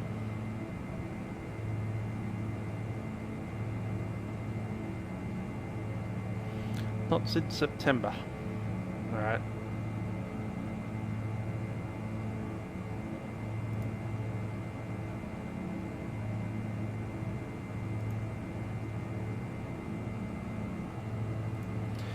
Hope they keep on cranking it out, because Rotate Sim made a pretty good MD80. Hopefully they can carry that over to the MD11. Sky simulations? Nah.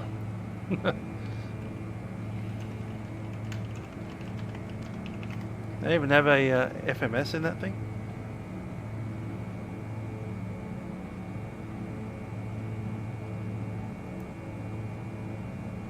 Might look at that later.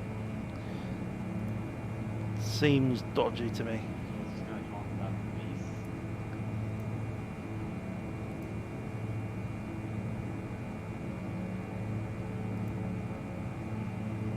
It looks okay visually, but it's probably Coronado level.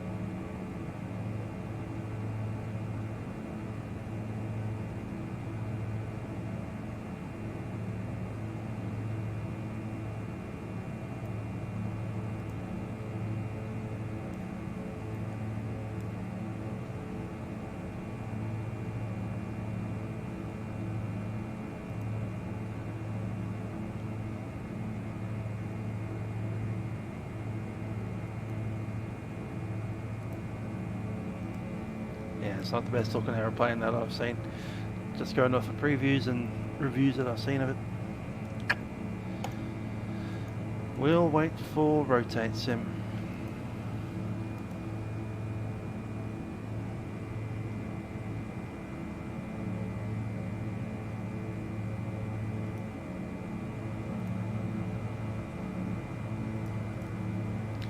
The auxiliary pumps off.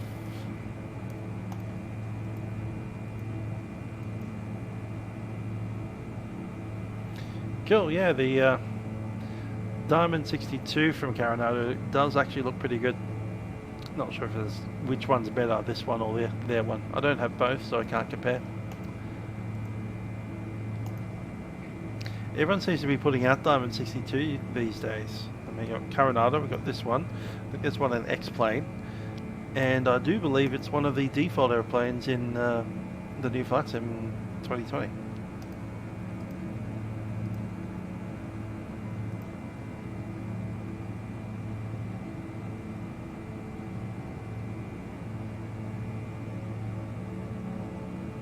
As I said, if you buy the Coronado version of the Diamond 62, you get the G1000, and then if you pay another $30, you can get the synthetic vision on the G1000, which is pretty cool.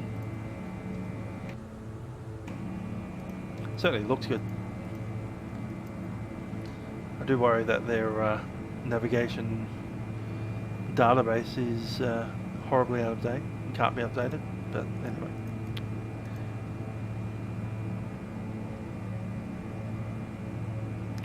$18 minutes out. Let's have a look at the charts.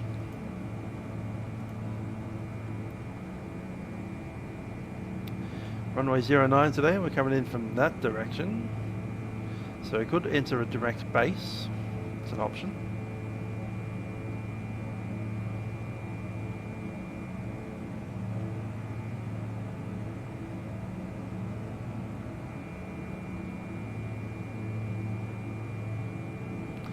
The only other option would be flying overhead, descending in the dead side, and then turning around. So we'll see how we go.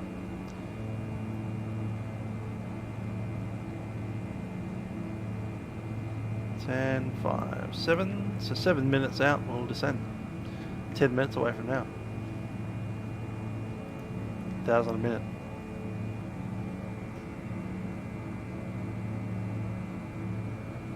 Yeah, having a what do you call it? Trial, I guess, would be useful. That said, I'm a suspicious person. I look at the pictures and go, how does the workings of that system actually work? Did they actually make a real working program that runs the FMS, or did they take the GPS that's default in FS and just repackage it? Because a lot of the old Coronado systems are that. The default GPS with packaging to make it look like it's not.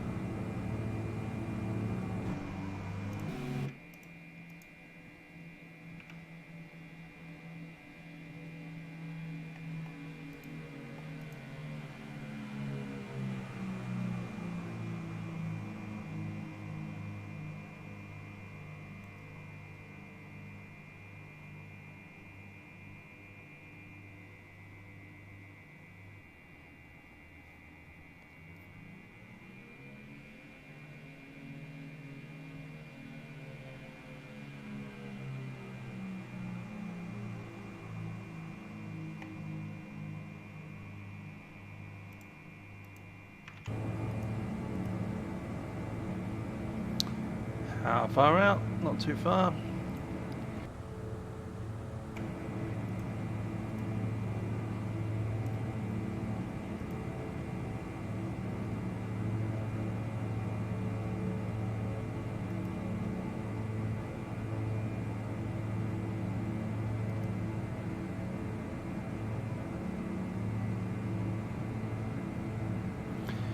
Yeah, you can.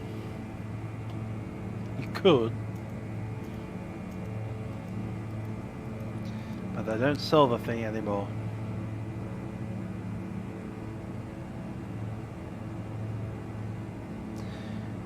Which is a pity, but I know why they did it.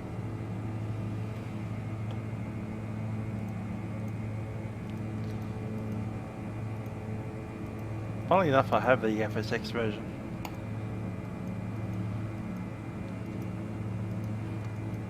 Yeah. When I purchased the P3D MD11, I purchased the FS9 version alone by itself. And then on a completely different account, I purchased the FSX version, which is my current account with all the add-ons on it. So I don't have access to the original FS9 version of the MD11. And apparently, I need the code from that to install the FSX version. Well, you got two codes, and it's like, you need to enter both of these codes to, yeah, to have the upgrade rather than the actual product. So yeah, it is something to do with that BS security system.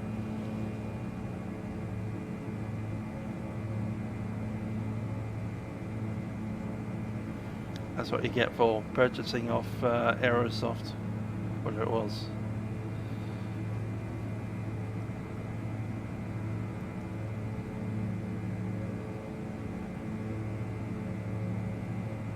Anyway, I think my P3D MD11 is essentially lost its history. So we await the rotate sim.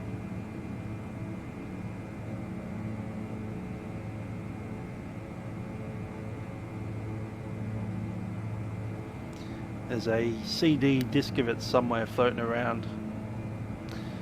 I don't know where that CD is, but I know it's got the code that I need to install the FS9 version on it, and then once that's installed, then I can move to the FSX version. But yeah, I have the old version on a CD, which I've lost. Good work.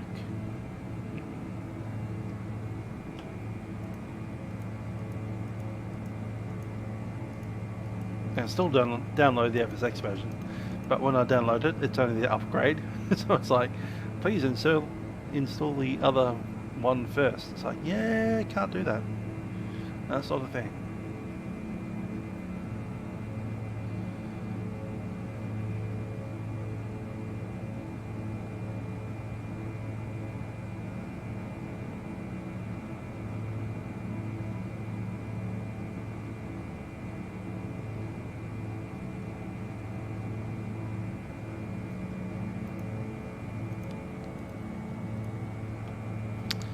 Anyhow, next Saturday, this Saturday coming up, is Cross the Pond.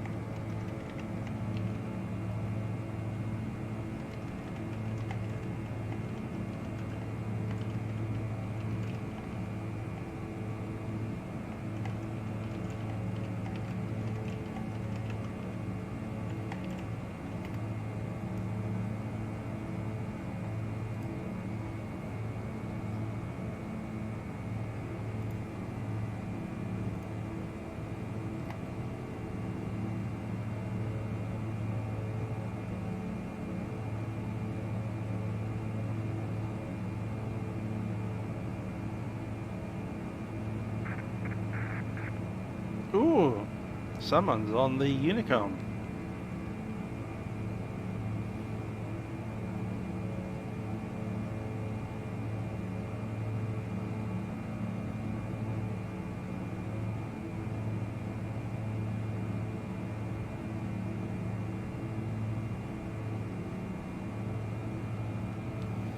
See that, transfer the first half auxiliary fuel. Fuel quantity is 15 or less, you pump it up, which we have done all the way to full. Second time. We're carrying all this fuel that we have all the way over to Birdsville. We're not filling up in Quilpie. Fuel there's too expensive.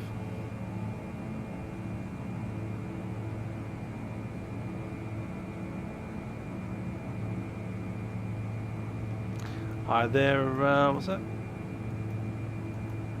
Nathan 7.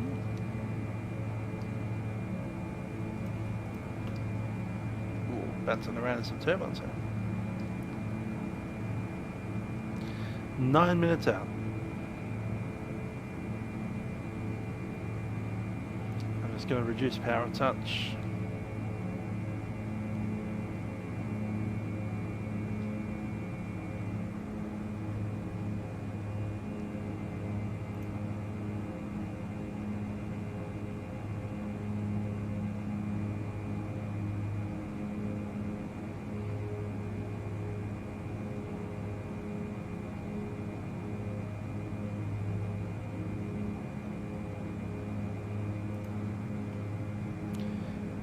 It's time to head on down.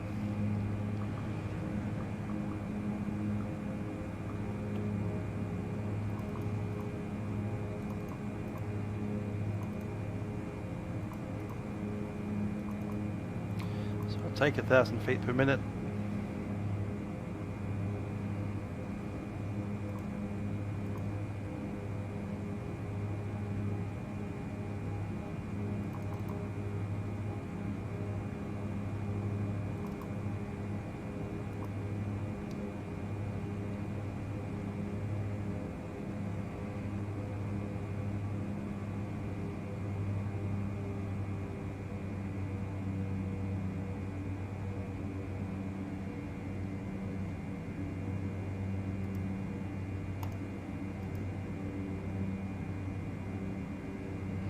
Kamala Nathan. Ah, gotcha. Cool. So altitude pre-select, we'll go 3,500 for the pre. I could go to 2,005, yeah, that's fine. 2.5 is set, motor controller set for vertical speed, we have 1,000 feet down. Wide altitude pre-select and altitude is green.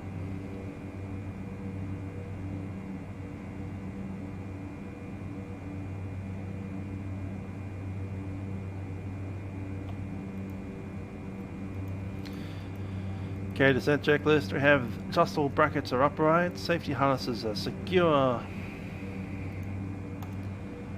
Dampener goes off with the autopilot. Controls, nothing in between it. Landing lights go on. Gear warning horn check. It's fine. Fuel both. Fuel pumps. Both on. And then just landing checklist at the end.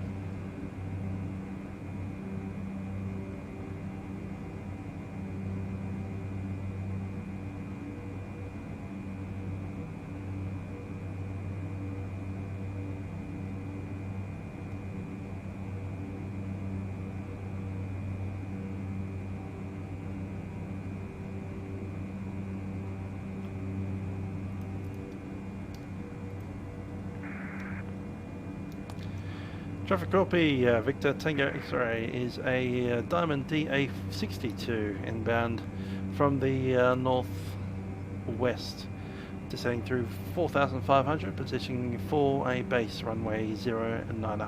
Copy.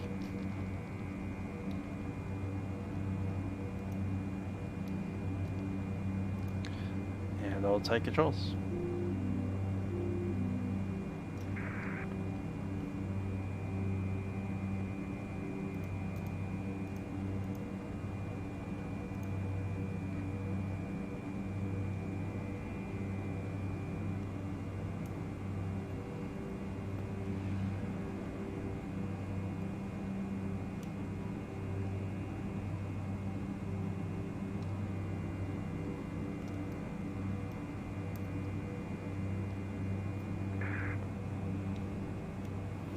Someone's down there in Quilpie, broadcasting on Unicom. I can hear him.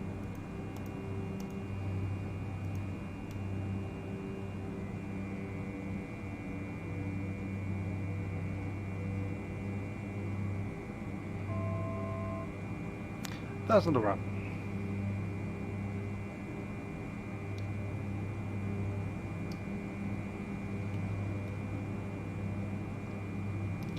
14 miles an hour.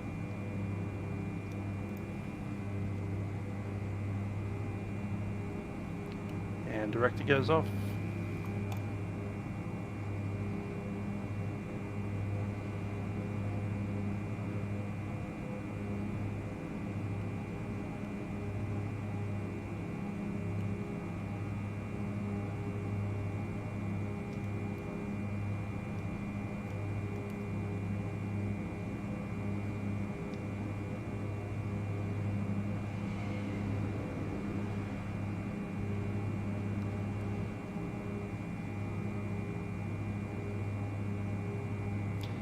Couple of random wind changes down here. My feet are flat on the floor.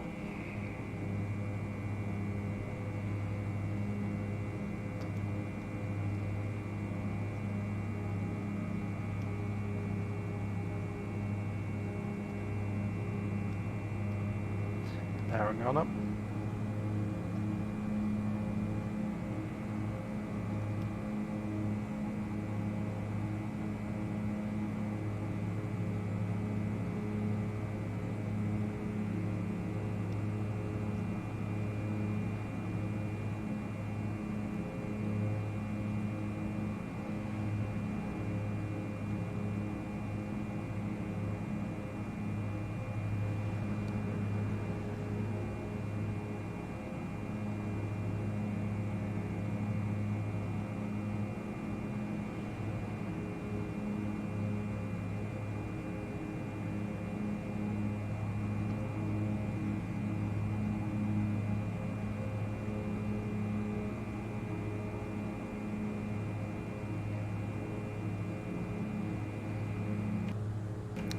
Airport's in sight. Got some trees surrounding it there.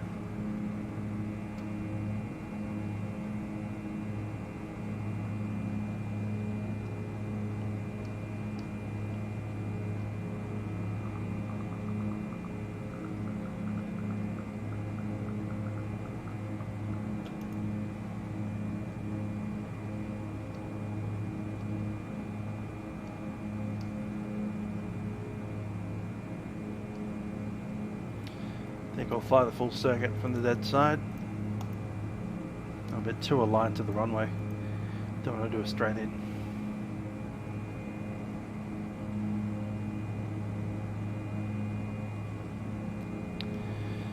Circuit height is 1,600.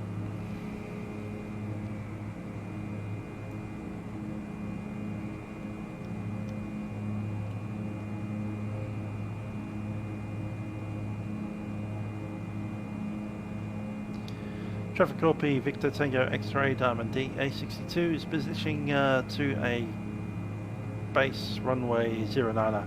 We'll overfly the base and join from the dead side of the circuit. Traffic Quilpie.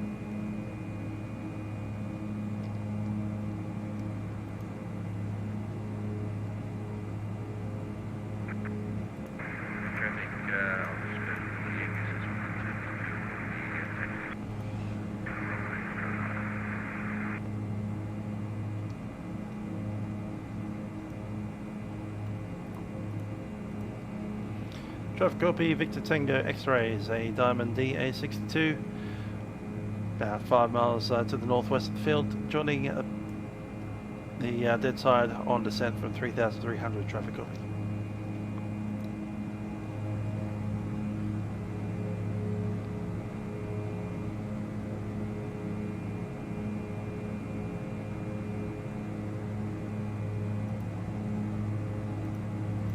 Saw that they broadcast on the actual CTAF. So we're listening to both the CTAF and the other thing.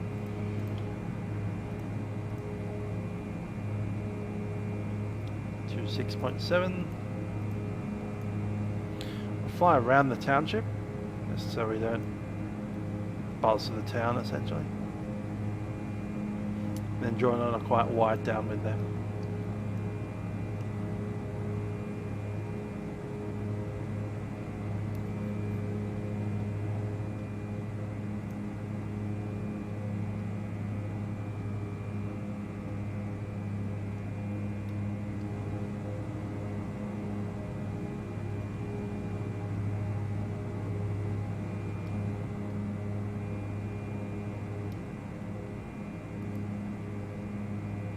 Keep that descent going.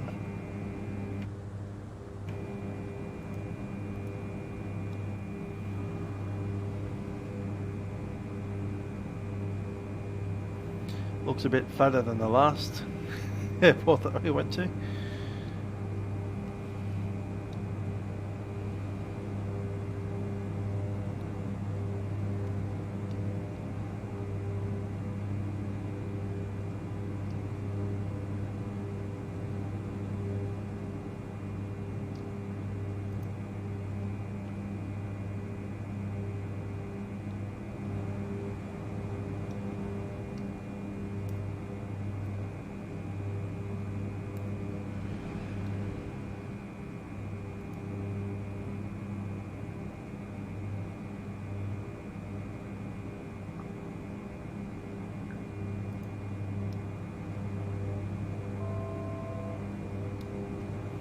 Traffic Quilpie, Victor Tango X-ray, Diamond 62 is on the dead side of the field, descending down to 1,600. We'll join on the downwind runway 09, Traffic Quilpie.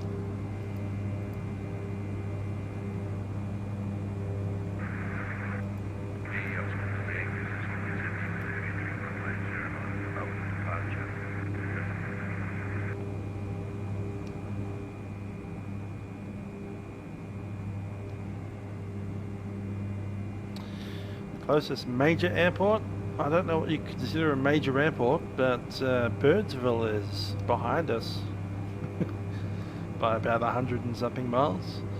We've also got Mount Isa, which is about 800, no, it's about 400 miles away, so Melbourne away.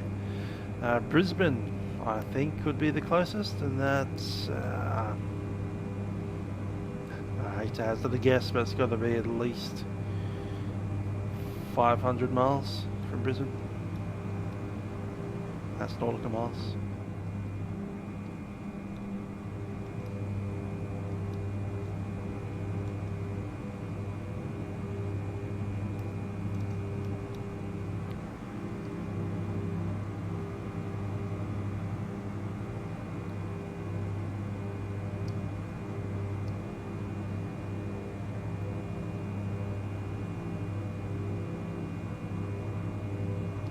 We actually departed. Come straight at us. Cool.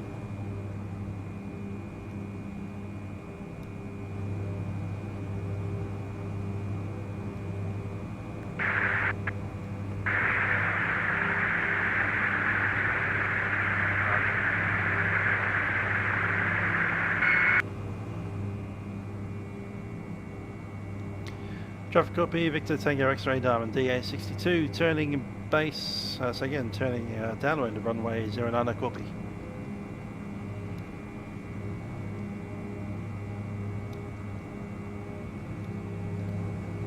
Okay, landing gear coming down.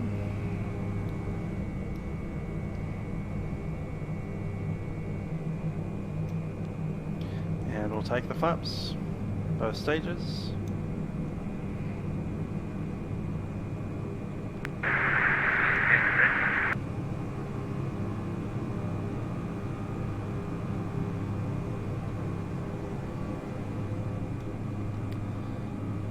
There's 90 knots.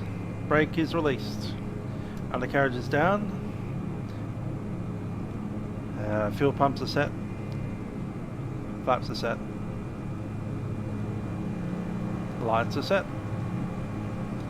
Harnesses are secure.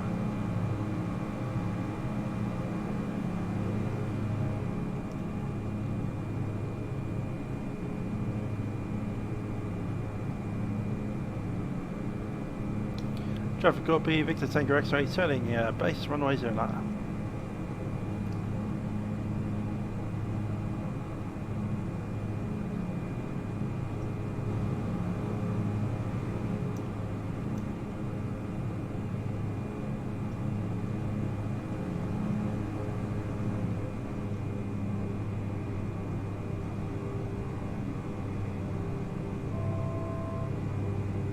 It's about there. Traffic Quilpie, Victor, so again, Victor Tango X-ray, turning final runway 09.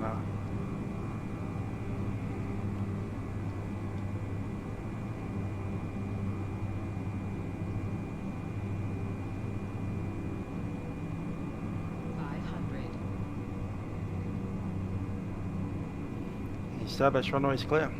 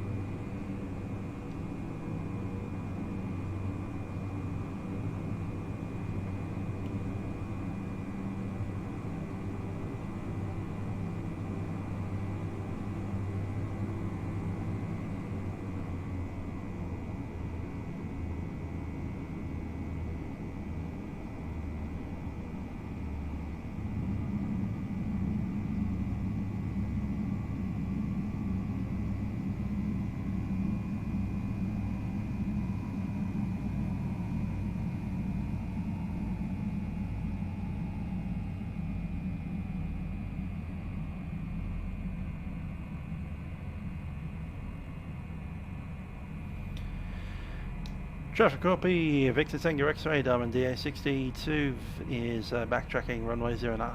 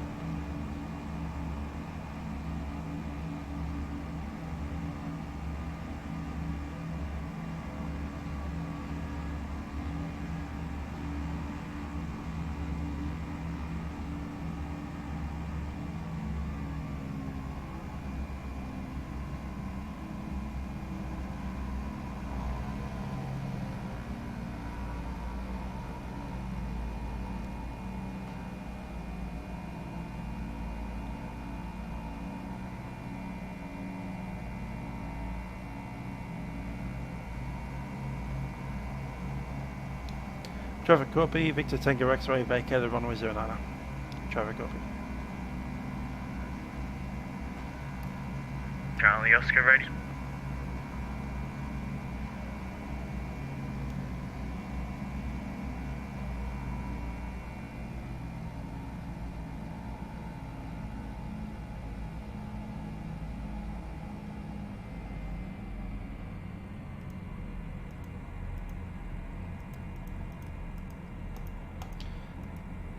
Strobe lights off. Look at those flaps coming up.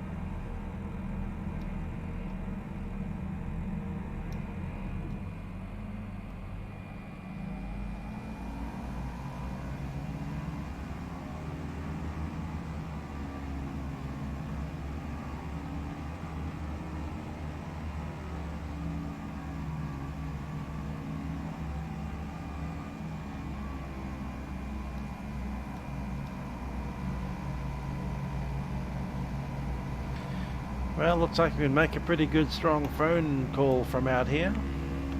Big mobile base station right there. Should get some good 4G.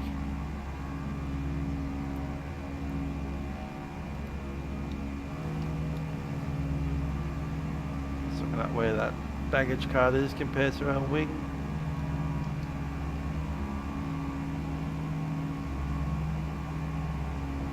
There's the fuel, but looks like it's... yeah, we'll take a look at it.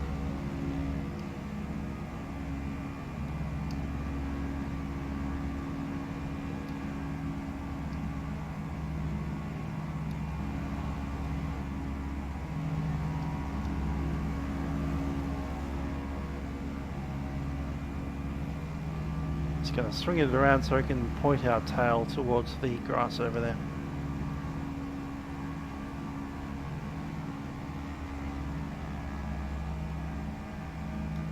That'll work fine.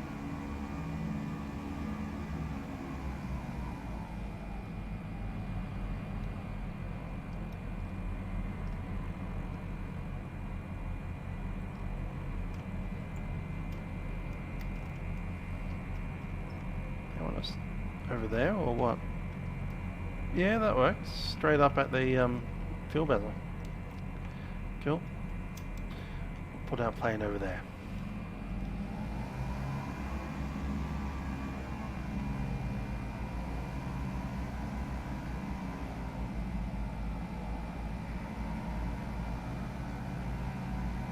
Quilpie traffic, Charlie Oscar.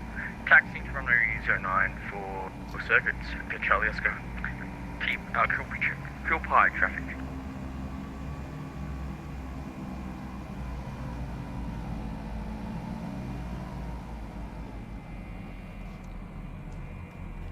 And there we go. Park and brake is set.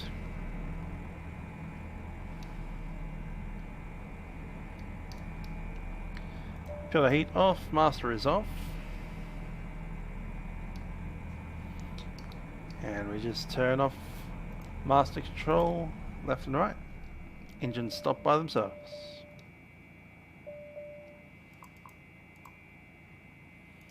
Master is off, and we'll shut off the fuel. Sorted.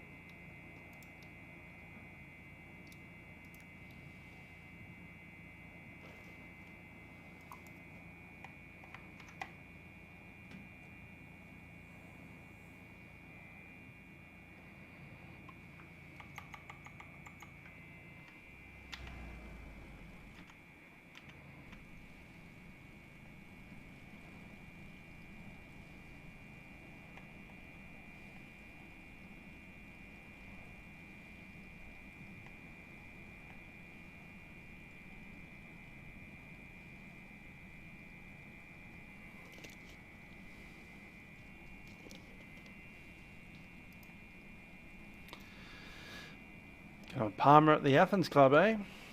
Don't know anything about Quilpie, never been here before in my life, but I'm assuming there's something to eat somewhere. Town's down the road there, I'm not sure how far away. I can see houses. A bit of a slog to get there, but looks like it might work out.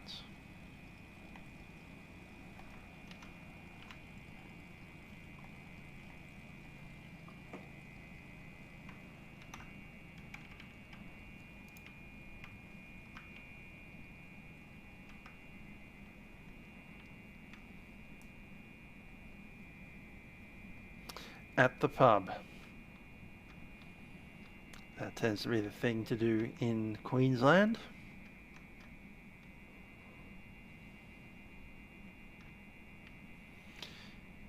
Anyway, here we are at Quilpie. No idea what they do in Quilpie. Let's see. The old channel country, the old grazing, the sheep. There's boulder opal. Gas and oil. Population of 654.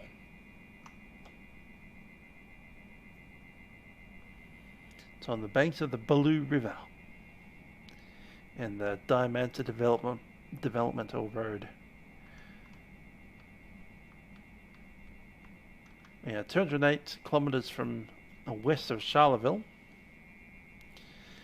and 610 miles, that's 1,000 kilometers from Brisbane.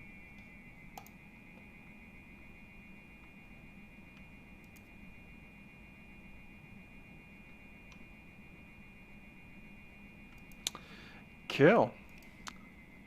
Well, I do hope you've enjoyed the flight. We might be able to do one on Friday, I'm not entirely sure. Actually, I do need to go out and get something on Friday, but we'll see how that goes. If we do see you on Friday, we'll see you then. If not, cross the ponds on Saturday. And I'll definitely see you then. Till next time, I've been Musical Aviator. Thanks for flying with me. Catch you next time.